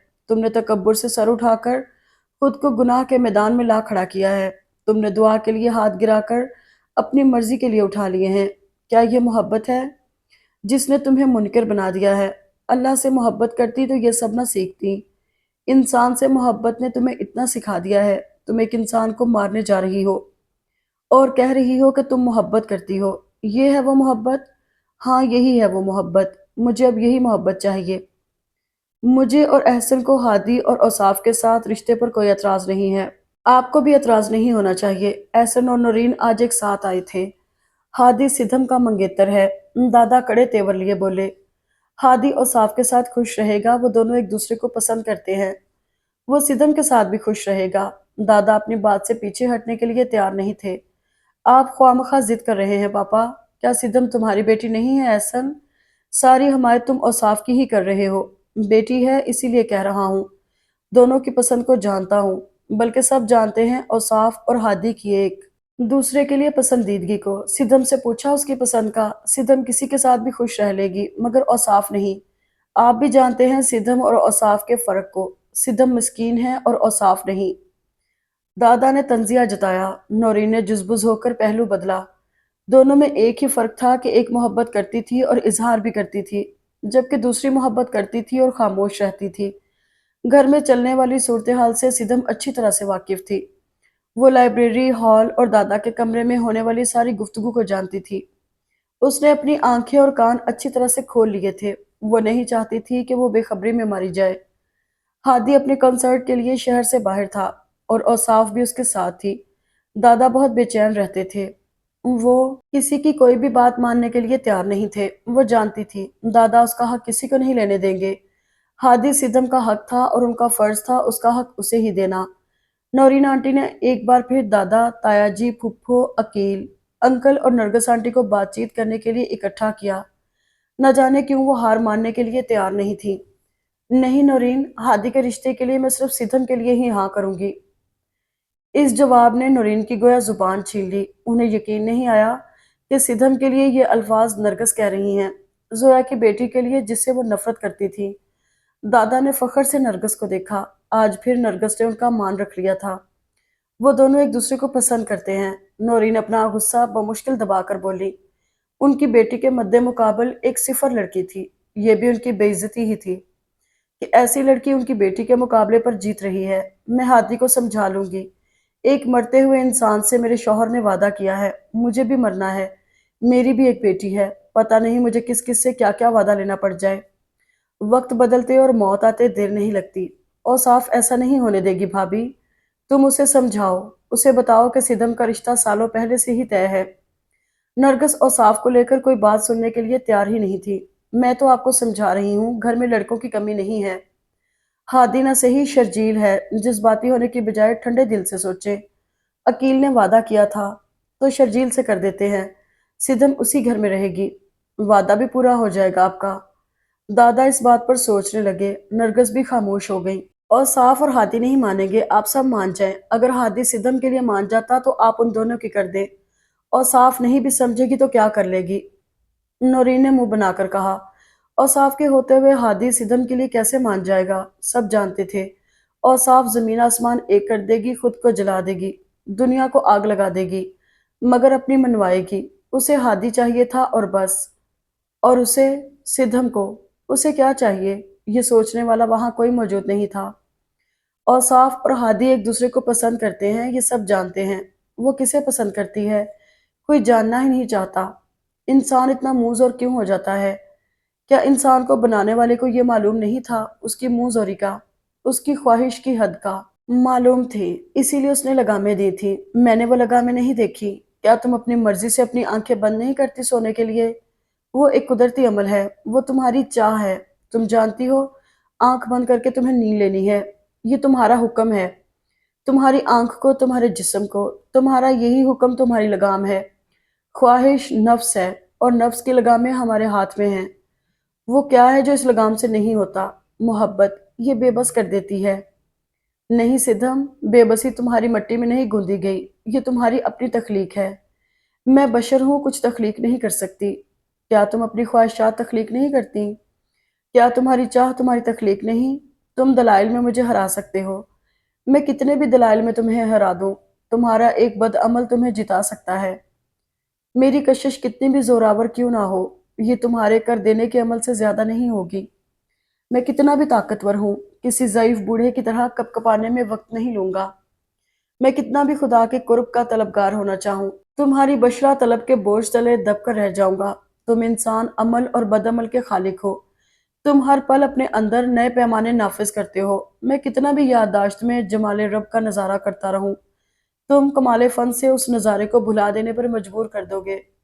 قادر تو تم ہو نیک و بد پر، اپنے راستے، اس راستے کی منزل پر۔ جب حقیقی قادر اپنی قدرت نہ دکھائے تو انسان کو قادر بننا ہی پڑتا ہے۔ اللہ کی صفت حقیقی پر ایسے شک نہ کرو سدھم، مجھے اتنا شرمندہ نہ کرو۔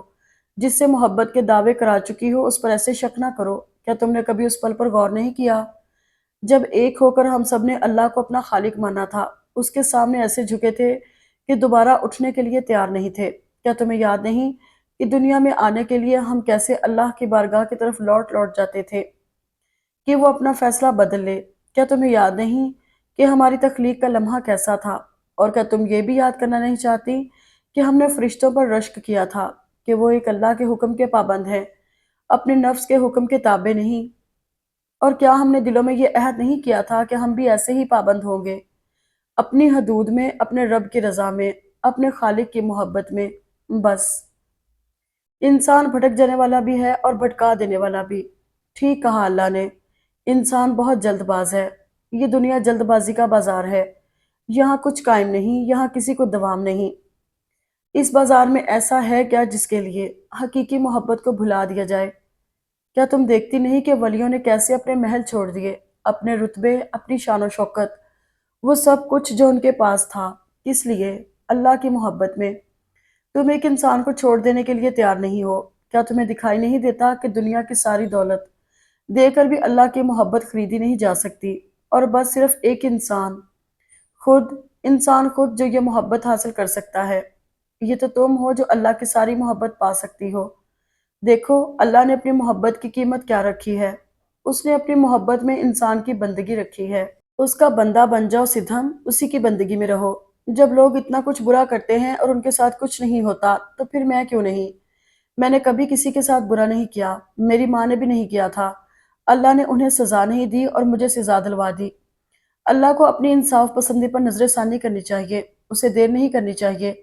کیا تم نہیں دیکھتے کہ جب لوگوں کو انصاف ملنا بند ہو جاتا ہے یا اس میں دیر ہونا شروع ہو جاتی ہے تو کیا ہوتا ہے؟ وہ سرکش ہو جاتے ہیں، وہ بغاوت پر اتر آتے ہیں۔ دکھ ہو یا صبر، اس کی ایک حد ہوتی ہے۔ میں یہ جانتا ہوں کہ جب کوئی بے صبرا ہو جاتا ہے تو اس کے ساتھ کیا ہوتا ہے؟ کیا ہوتا ہے؟ وہ بے سکون ہو جاتا ہے، وحشی ہو جاتا ہے۔ جانتی ہو صبر کی تلقین کیوں کی گئی ہے؟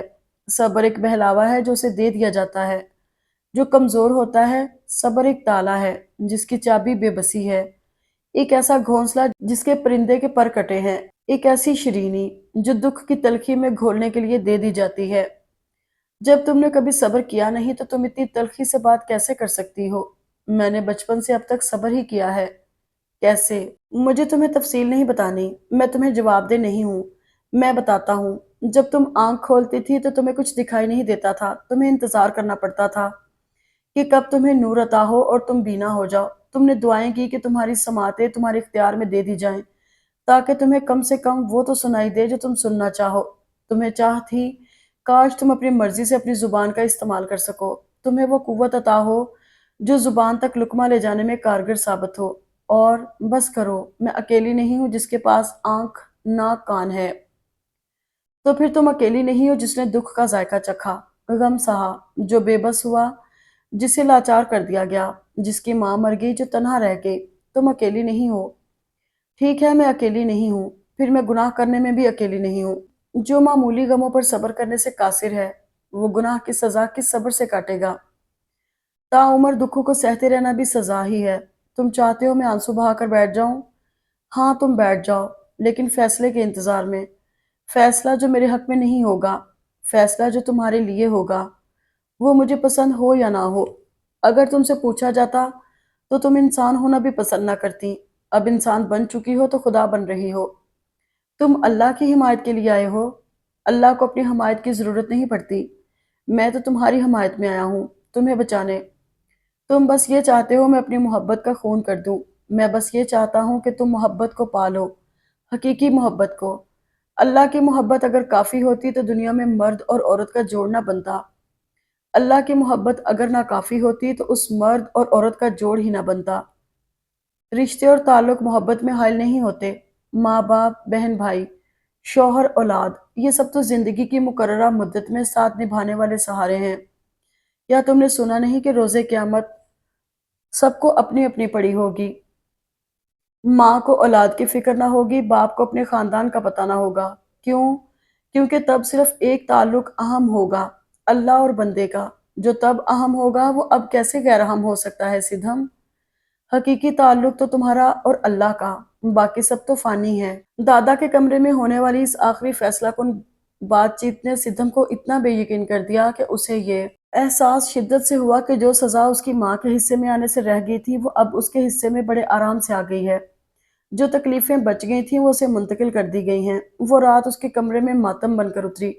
وہ اتنا روئی کہ اس کی آنکھوں کی ساری بینائی اس کے دل کی خوش امیدی کے سنگ بہہ گئی۔ آپ نے ہادی اور اوصاف کے نکاح کا اعلان کر دیا ہے دادا؟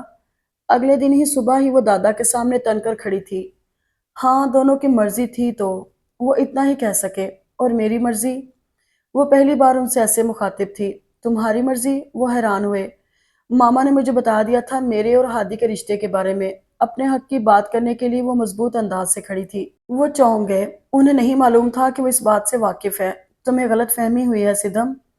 جھوٹ مت بولیے دادا، آپ سب جانتے ہیں۔ وہ رونے لگی۔ دادا حواس باختہ ہو گئے۔ کتنے ظالم ہیں آپ، کتنی ظالم ہے نورین آنٹی۔ اپنی بیٹی کا مقدمہ لڑ کر جیت گئی۔ ماما زندہ ہوتی تو وہ بھی میرے لیے لڑتی، آپ کو آپ کا کیا وعدہ یاد کرواتی۔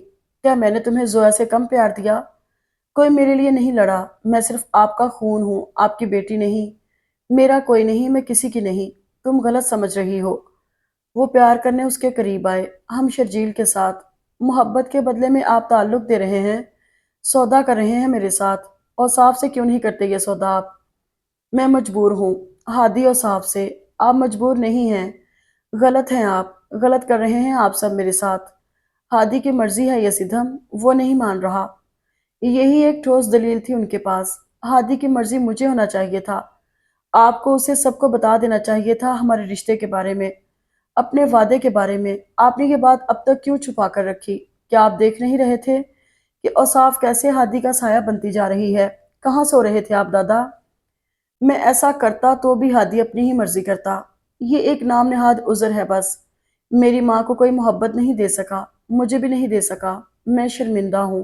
میں اس خاندان کا حصہ ہوں جہاں لفظوں کا پاس نہیں، جہاں مرنے والے اس لیے مر جاتے ہیں کیونکہ ان کی کوئی حیثیت نہیں ہوتی، جہاں زندہ لوگوں کو اکیلا اور تنہا کر دیا جاتا ہے۔ انہیں کچھ دیا تو نہیں جاتا لیکن چھین سب لیا جاتا ہے۔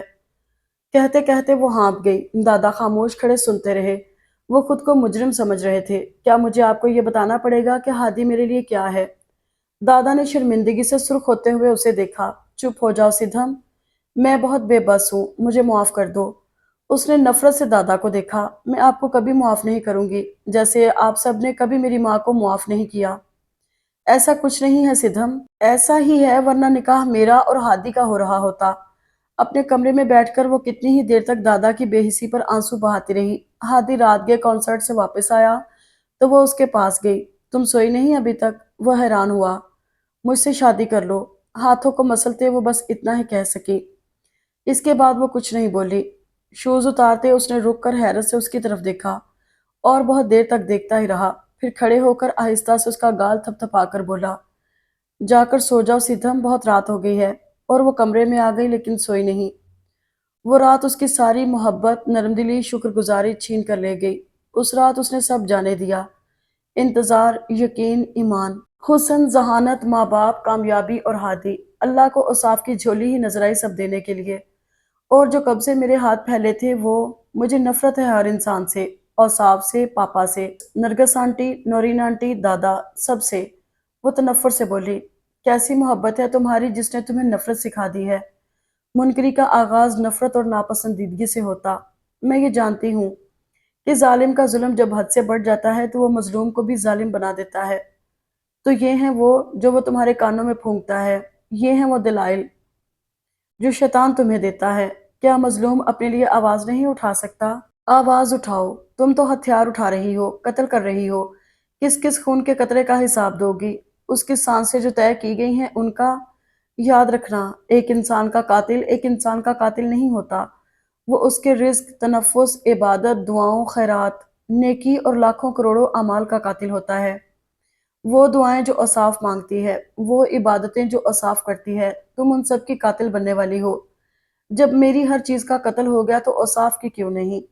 آنکھوں کی بینائی چھین چکا، گناہ آلود سیال، شہرک تک آتا دل پر قابض ہونے لگا، حسن گہنا گیا، صبر اور شکر کا انجام قریب آیا، بھلائی کی چال معدوم ہو گئی، دعا اور یقین کی زبان بندی، ایمان کی برتیں اس کے روئیں روئیں سے الگ ہوتی اسے ہیبت ناک بنانے لگی، اس کی قائم مقام خوشی زہری دھول کی طرح اڑنے لگی۔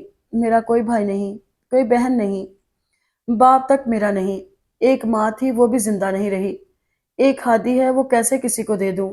اجنبیوں کی طرح اس گھر میں زندگی گزاری ہے، ایسے جیسے مسافر ہوں، باقی کی زندگی بھی ایسے گزار دوں؟ یہ دنیا مسافر خانہ ہی تو ہے۔ راستوں میں بھی کوئی پڑاؤ کرتا ہے، دیکھو تو صحیح منزل ہے کہاں؟ کیا پیغمبروں، نبیوں اور ولیوں نے مسافروں کی طرح زندگی نہیں گزاری؟ انہوں نے دنیا کی چیزوں پر ہاتھ نہیں رکھے تھے۔ سدھم، ملکیت کی گنتی کیوں کرتی ہو؟ یہ سورج چاند ستارے کس کے ہیں؟ فلک کی چھت کس کے لیے؟ یہ سب تو سامان ہیں جو کائنات کے خالق نے بنائے ہیں۔ یہ تو دیکھو اس نے تمہیں کیوں بنایا؟ اپنے لیے۔ اس نے تمہیں کس لیے بنایا؟ اپنے لیے۔ جب منزل اللہ کی محبت ہو تو جھولی کو ہیرے موتی جیسے پتھروں سے نہیں بھرتے، دل میں زمینی یا آسمانی جنت کے میووں کی چاہ نہیں رکھتے۔ میں نبی یا ولی نہیں، میں انسان ہوں، اس دنیا کی ہوں، مجھے وہی چاہیے جو اس دنیا میں سب کو ملتا ہے۔ وہ بھی انسان ہی تھے، اسی دنیا کے تھے، کوئی ولی پیدا نہیں ہوتا، لیکن بس اپنے عمل سے بنتا ہے۔ تم اپنے عمل سے کیا بننے جا رہی ہو؟ دیکھو مجھے، بے داغ لباس سیاہ تر ہو گیا، پھر وہ پھٹنے لگا اور جسم کے زخم پھوٹ پھوٹ کر نظر آنے لگے، ان میں سے پیپ رسنے لگی۔ تم نے مجھے کتنا بدصورت بنا دیا سدھم، میری نورانیت رخصت ہو رہی ہے اور سیاہی میرے اندر حلول کر رہی ہے۔ اب اندھیرے مجھ پر فدار رہیں گے، گناہ کی لذت مجھ پر حاوی رہے گی، سب پا لینے کی تمنا مجھے بے حال رکھے گی، مادیت میرے اندر قیام کرے گی۔ اب مجھے اس راستے پر چلنا ہوگا جس کا انجام سوال ہوگا، جس سوال کا انجام سزا ہوگا۔ ہادی ہی میرا سب کچھ ہے، اگر وہ انعام کی صورت نہیں مل سکتا تو پھر سزا کی صورت ہی صحیح۔ وہ نیچے گر گیا۔ اب یہ پاؤں چل کر اللہ کی بارگاہ میں نہیں جائیں گے کیونکہ انہیں ہادی نہیں ملا۔ ہاں نہیں جائیں گے، وہ چلائی۔ میں اندھا ہو گیا ہوں، میری آنکھوں کا نور چلا گیا ہے، مجھے کچھ نظر نہیں آ رہا۔ وہ اپنی آنکھیں ٹٹولنے لگا۔ مجھے صرف ہادی نظر آتا ہے، مجھے اس کے آگے پیچھے کچھ نظر نہیں آ رہا، مجھے دنیا نظر آ رہی ہے، دنیا کا مالک نہیں، مجھے دنیا میں رہنے والا چاہیے، دنیا بنانے والا نہیں۔ ہاں، کچھ نہیں چاہیے مجھے اس کے سوا۔ او خدایا، مجھے کچھ سنائی نہیں دے رہا۔ رحمتوں کے قصے، خدائی محبت کے دعوے، قرآن کی آیتیں، محبت نے مجھے بہرا کر دیا ہے، میں نے اپنے کان لپیٹ لیے ہیں۔ کیا سب میرے لیے بہرے نہیں ہوئے؟ کیا سب کو جواب نہیں دینا اپنے اعمال کا؟ تمہیں اپنے اعمال کی فکر نہیں تو دوسروں کے اعمال کی فکر کیوں کر رہی ہو؟ تمہیں اپنے حسن کی فکر نہیں تو دوسروں کی بدصورتی پر انگلی کیوں اٹھا رہی ہو؟ اللہ کی محبت کا ذائقہ چکھا کر تم مجھے گناہ کے ذائقوں میں لتھڑانا چاہتی ہو۔ اس بار وہ دھاڑ کر بولا، بس کرو، خدا کے لیے چلے جاؤ یہاں سے۔ وہ رونے لگی۔ تم رحم کرو، مجھ پر رحم کرو، ایک بشر کے لیے مجھے اللہ کی محبت سے محروم نہ کرو۔ مجھے جنت نہیں چاہیے، جنت کا مالک تو چاہیے نا۔ میری آنکھوں کو میرا نور واپس دے دو، میرے کانوں کو ہدایت کی صدا دے دو۔ سدھم، اونچے درجے پر بٹھا کر مجھے نچلے درجوں میں نہ دھکیلو۔ جس دل میں عشق حقیقی گھر کر چکا ہے، اس دل کو عشق مجازی کے سپرد نہ کرو، خالی کر دو اپنے دل کو اس محبت سے جو فانی ہے۔ میں خود خالی ہاتھ ہوں، وہ ضدی انداز سے بولی۔ جس کے پاس ایمان ہے وہ خالی ہاتھ نہیں ہو سکتا۔ آنکھیں کھول کر صرف ایک بار اور خود کو ٹٹول لو، ڈھونڈ لو وہ ایمان جسے کل رات تم نے بھلا دیا۔ سدھم، اس گناہ کا بار یہ کون اٹھائے گا؟ اسے اٹھا کر کیسے معافی مانگو گی؟ کیسے گڑ گڑاؤ گی؟ میں اوصاف کو زہر دوں گی، ضرور دوں گی۔ ہادی میرا ہے، ہادی ہی تو تمہارا ہے سدھم۔ ہادی کا تعین کر لو، ہادی میری جان ہے۔ یہ جان کب تک ہے؟ 30 سال، 40 سال، 70، 80، 90 سال؟ کب تک ہے یہ جان تم میں؟ اتنے سے سالوں کے لیے ابد کا سودا نہ کرو، چند اشروں کے لیے، چند اشروں کی زندگی کے لیے، چند اشروں کی سانسوں کے لیے۔ ابدی محبت کو نہ ٹھکراؤ، صرف ایک انسان کے لیے، کل جہاں کے مالک کو مت بھلاؤ۔ تمہاری یہ نفرت سب اعمال لے ڈوبے گی، تم ایک انسان کو مار دو گی، اللہ سے معافی کیسے مانگو گی؟ کیسے لگے گا جب دعا کی بجائے توبہ کرنی پڑے گی؟ خود پر توبہ کی نوبت مت لاؤ، مجھے نہیں چاہیے معافی، کون کرنا چاہتا ہے توبہ؟ تکبر سا تکبر تھا۔ تمہیں اللہ سے معافی بھی نہیں چاہیے؟ ہاں، اب سے لگا کہ اس کا انجام تو قریب تر ہے۔ اس نے اپنے جسم کے ایک ایک عضو سے بھلائی کو رخصت ہوتے دیکھا، سورج کو مغرب سے طلوع ہوتے، شہادت کی انگلی کو بند ہوتے، صراط مستقیم کو گمراہی میں تقسیم ہوتے۔ ایک ایک عضو گہنا گیا، شرک صورت اور کریہا ہو گیا۔ جو چاہیے تھا وہ نہیں ملا تو معافی بھی نہیں چاہیے۔ حقیقی ہادی کو پہچان لو، کائنات کے ہادی کو پالو، وہ تمہارے لیے 100 بشر بنا دے گا۔ تم اس ایک ہادی کو کہاں ڈھونڈو گی؟ مجھے 100 بشر نہیں چاہیے، مجھے اپنا ایک ہادی چاہیے۔ اپنی نمازوں اور تہجد کے سجدوں کو بچا لو، اپنے صبر اور اپنی نیکی کو۔ دعا مانگنے والوں میں سے ہی رہو۔ اللہ کی حکمت جان نہیں سکتی تو اس کے غلط ہونے کا دعویٰ بھی نہ کرو۔ اللہ کو مت بتاؤ اسے تمہیں کیا کیا دینا ہے، اس کو مت جتاؤ کہ اس نے تمہیں کیا کیا نہیں دیا، کیا کیا دے کر چھین لیا، کیا کیا دینا تھا۔ اسے مت سناؤ کہ وہ نہیں سنتا، یہ کفر ہے۔ یہ کفر تم نے کیسے سیکھ لیا؟ اللہ کے بندے یہ کفر نہیں سیکھتے۔ اگر وہ میرا اللہ نہیں تو میں اس کا بندہ نہیں۔ اس سے اپنی محبت بیان کرو اور نفرت نہیں۔ ہاتھ اٹھا کر صرف چیزیں مت مانگو۔ وہ میری نہیں سنتا، اس نے مجھے کچھ نہیں دیا، میں بھی اس کی نہیں سنوں گی۔ اس کے لیے اپنی طرف سے کوئی جھوٹ مت گھڑو۔ اس نے تمہیں اپنی محبت کی طرف مائل کیا، کیا اس سے بڑھ کر بھی تمہیں کچھ چاہیے تھا؟ تمہاری سرشت میں نیکی کا مادہ رکھا، تمہیں فلاح پا لینے والوں کی صف کی طرف دھکیل دیا، تمہیں ہدایت دی معراج کی طرف۔ یہ ہے وہ سب جو اس نے تمہیں دیا، سب جو تمہارا ہے۔ جن نعمتوں کا شمار ممکن نہیں ان کا شکر کیسے ممکن ہوگا؟ شکر ہی ممکن نہیں تو ان سے انکار کیسے ممکن ہوگا؟ مجھے مجسم حسین دیکھ لیا تھا نا سدھم، وہ تم ہو جو مجسم حسین ہو۔ تمہارا باطن، تمہارا ایمان، تمہاری اللہ سے محبت ہے مجسم حسن۔ کوئی حسن اس حسن کا مقابلہ نہیں کر سکتا، کوئی عمل حقیقی محبت کے عمل کا مقابلہ نہیں کر سکتا۔ جس دل کو اللہ کا گھر بنا لیا ہے اس دل کو دنیا داروں کا گھر نہ بناؤ۔ تمہیں یہ زیب نہیں دیتا کہ ایک انسان کے بدلے تم اللہ کو چھوڑ دو۔ تم یقین اور ایمان ہو، پاکیزہ اور معطر۔ اور اب دیکھو میری بدصورتی، تم مجھے مٹا رہی ہو، برباد کر رہی ہو۔ دیکھو مجھے سدھم، میں کریہا اور غلیظ ہوتا جا رہا ہوں، تعفن زدہ اور ناپاک، سیاہ اور سیاہ کار۔ سدھم نے نظریں اس پر گاڑ دیں اور پھر اپنی نظریں جھکا لیں۔ وہ ایسی کریہا صورت کو دیکھنے کی طلبگار نہیں تھی۔ جسے آج آنکھ بھر کر نہیں دیکھ پا رہی اسے کیسے جھیل پاؤ گی؟ جان جاؤ سدھم، وہ جو حقیقت ہے، جس کا اللہ ہے اس کا سب ہے۔ کیا تم دیکھتی نہیں کہ اس نے انسان کو اسے دے دیا اور خود کو تمہیں؟ اس نے تمہیں اپنے لیے رکھا۔ تم اس پر رو رہی ہو، اس پر کہ اللہ نے تمہیں پسند کیا۔ تم اس پر چلا رہی ہو، واویلا کرنا ہے تو اب کرو، مجھے دیکھ کر کرو، میرے مٹ جانے پر۔ اس نے ٹھیک کہا تھا کہ وہ ایک دھن بجا کر جائے گا۔ وہ سدھم کی مرضی کی دھن بجا کر گیا۔ روتے آہو بکا کرتے، وہ اس طرح سیاہ سیال میں جل کر راکھ ہو گیا جیسے کبھی پیدا ہی نہیں ہوا تھا۔ جس کی بنیاد مٹی تھی اس کی سزا راکھ ہو گئی۔ کاؤچ پر لیٹے لیٹے سدھم کی آنکھ کھلی، کمرہ اندھیرے میں ڈوبا ہوا تھا۔ باہر رات ہو چکی تھی، اس کی آنکھیں اور بالوں کی چند لٹیں آنسوؤں سے تر تھیں۔ اس نے اپنے ہاتھ سے اپنے آنسو صاف کیے۔ وہ شاید بہت دیر تک اور بہت زیادہ روتی رہی تھی۔ اٹھ کر اس نے لائٹ روشن کی۔ ہال خالی تھا۔ وہ کتنی ہی دیر تک پیانو کے پاس کھڑی رہی۔ ڈھکن الٹ کر اس نے پیانو پر انگلیاں رکھیں اور انہیں گھسیٹتی چلی گئی۔ پھر وہ اسٹول پر بیٹھ گئی۔ اپنا سر اس نے کنجیوں پر ٹکا لیا۔ تعفن سے اس کی سانسیں اٹکنے لگی۔ دن کی روشنی رخصت ہو چکی تھی، رات کی سیاہی پھیل جانے کو تھی۔ نڈھال سے چلتی وہ اوصاف کے کمرے میں آئی۔ یہ دیکھو نکاح کا جوڑا آ گیا ہے۔ اوصاف نے سدھم کو شرارہ پکڑایا اور سدھم نے اسے انگور کا جوس۔ اچھا ہے۔ سدھم اوصاف کو دیکھ کر مسکرا نہیں سکی۔ صرف ایک گلاس؟ اوصاف البتہ مسکرا کر پوچھ رہی تھی۔ اوہ، جگ کچن میں بھول آئی ہوں۔ وہ گئی اور جگ لے آئی۔ اوصاف گلاس ختم کر چکی تھی اور شرارہ دیکھ رہی تھی۔ کیسا لگا تمہیں اپنا ڈریس؟ بہت اچھا۔ ویسے بھی آج مجھے سب کچھ بہت اچھا لگ رہا ہے۔ سنو سدھم، پاپا بتا رہے تھے کہ جلد ہی تمہاری اور شرجیل کی منگنی ہو جائے گی۔ وہ شرارت سے مسکرائی۔ سدھم خاموش رہی۔ اسے شرجیل سے کوئی دلچسپی نہیں تھی۔ تمہیں شرجیل پسند ہے نا؟ ویسے وہ تھوڑا سا نکچڑا ہے نا؟ پتہ نہیں، میں اسے نہیں جانتی۔ تم خوش ہو اوصاف؟ اس نے اوصاف سے پوچھا۔ خوش؟ یہ بے حد چھوٹا لفظ ہے۔ میری دعا ہے کہ ہر لڑکی میری طرح خوش نصیب ہو، اسے ہادی جیسا شوہر ملے، اس کے دل کی مراد پوری ہو۔ تمہیں ہمیشہ سے معلوم تھا نا کہ ہادی تمہارا ہی ہے؟ ایک ٹیز سدھم کے دل میں اٹھی۔ ہاں، جن سے محبت کی جاتی ہے ان کے بارے میں معلوم ہوتا ہے کہ وہ ہمارے ہیں۔ مجھے بھی معلوم تھا کہ وہ میرا ہے اور میں اس کی ہی ہوں، پھر نہ جانے میں کیوں بھول گئی، صرف چند مہینوں میں ہی اسے بھول گئی۔ کسے؟ اوصاف نے پلٹ کر اسے حیرت سے دیکھا۔ اپنے ایمان کو، اس ایمان سے اپنی محبت کو۔ اوصاف الجھ سی گئی۔ تم کیا کہنا چاہتی ہو سدھم؟ یہی کہ وہ کوئی چیز نہیں کہ اسے بھلا دیا جائے۔ بالکل، ویسے میں نے سنا تھا کہ دادا چاہتے تھے کہ تمہاری اور ہادی کی، پتہ نہیں دادا کو یہ کیا سوجھی۔ تمہیں ہادی اچھا لگتا ہے کیا؟ ہاں، اس نے پرزور انداز سے سر ہلایا۔ بہت۔ اور صاف سمجھی وہ مذاق کر رہی ہے۔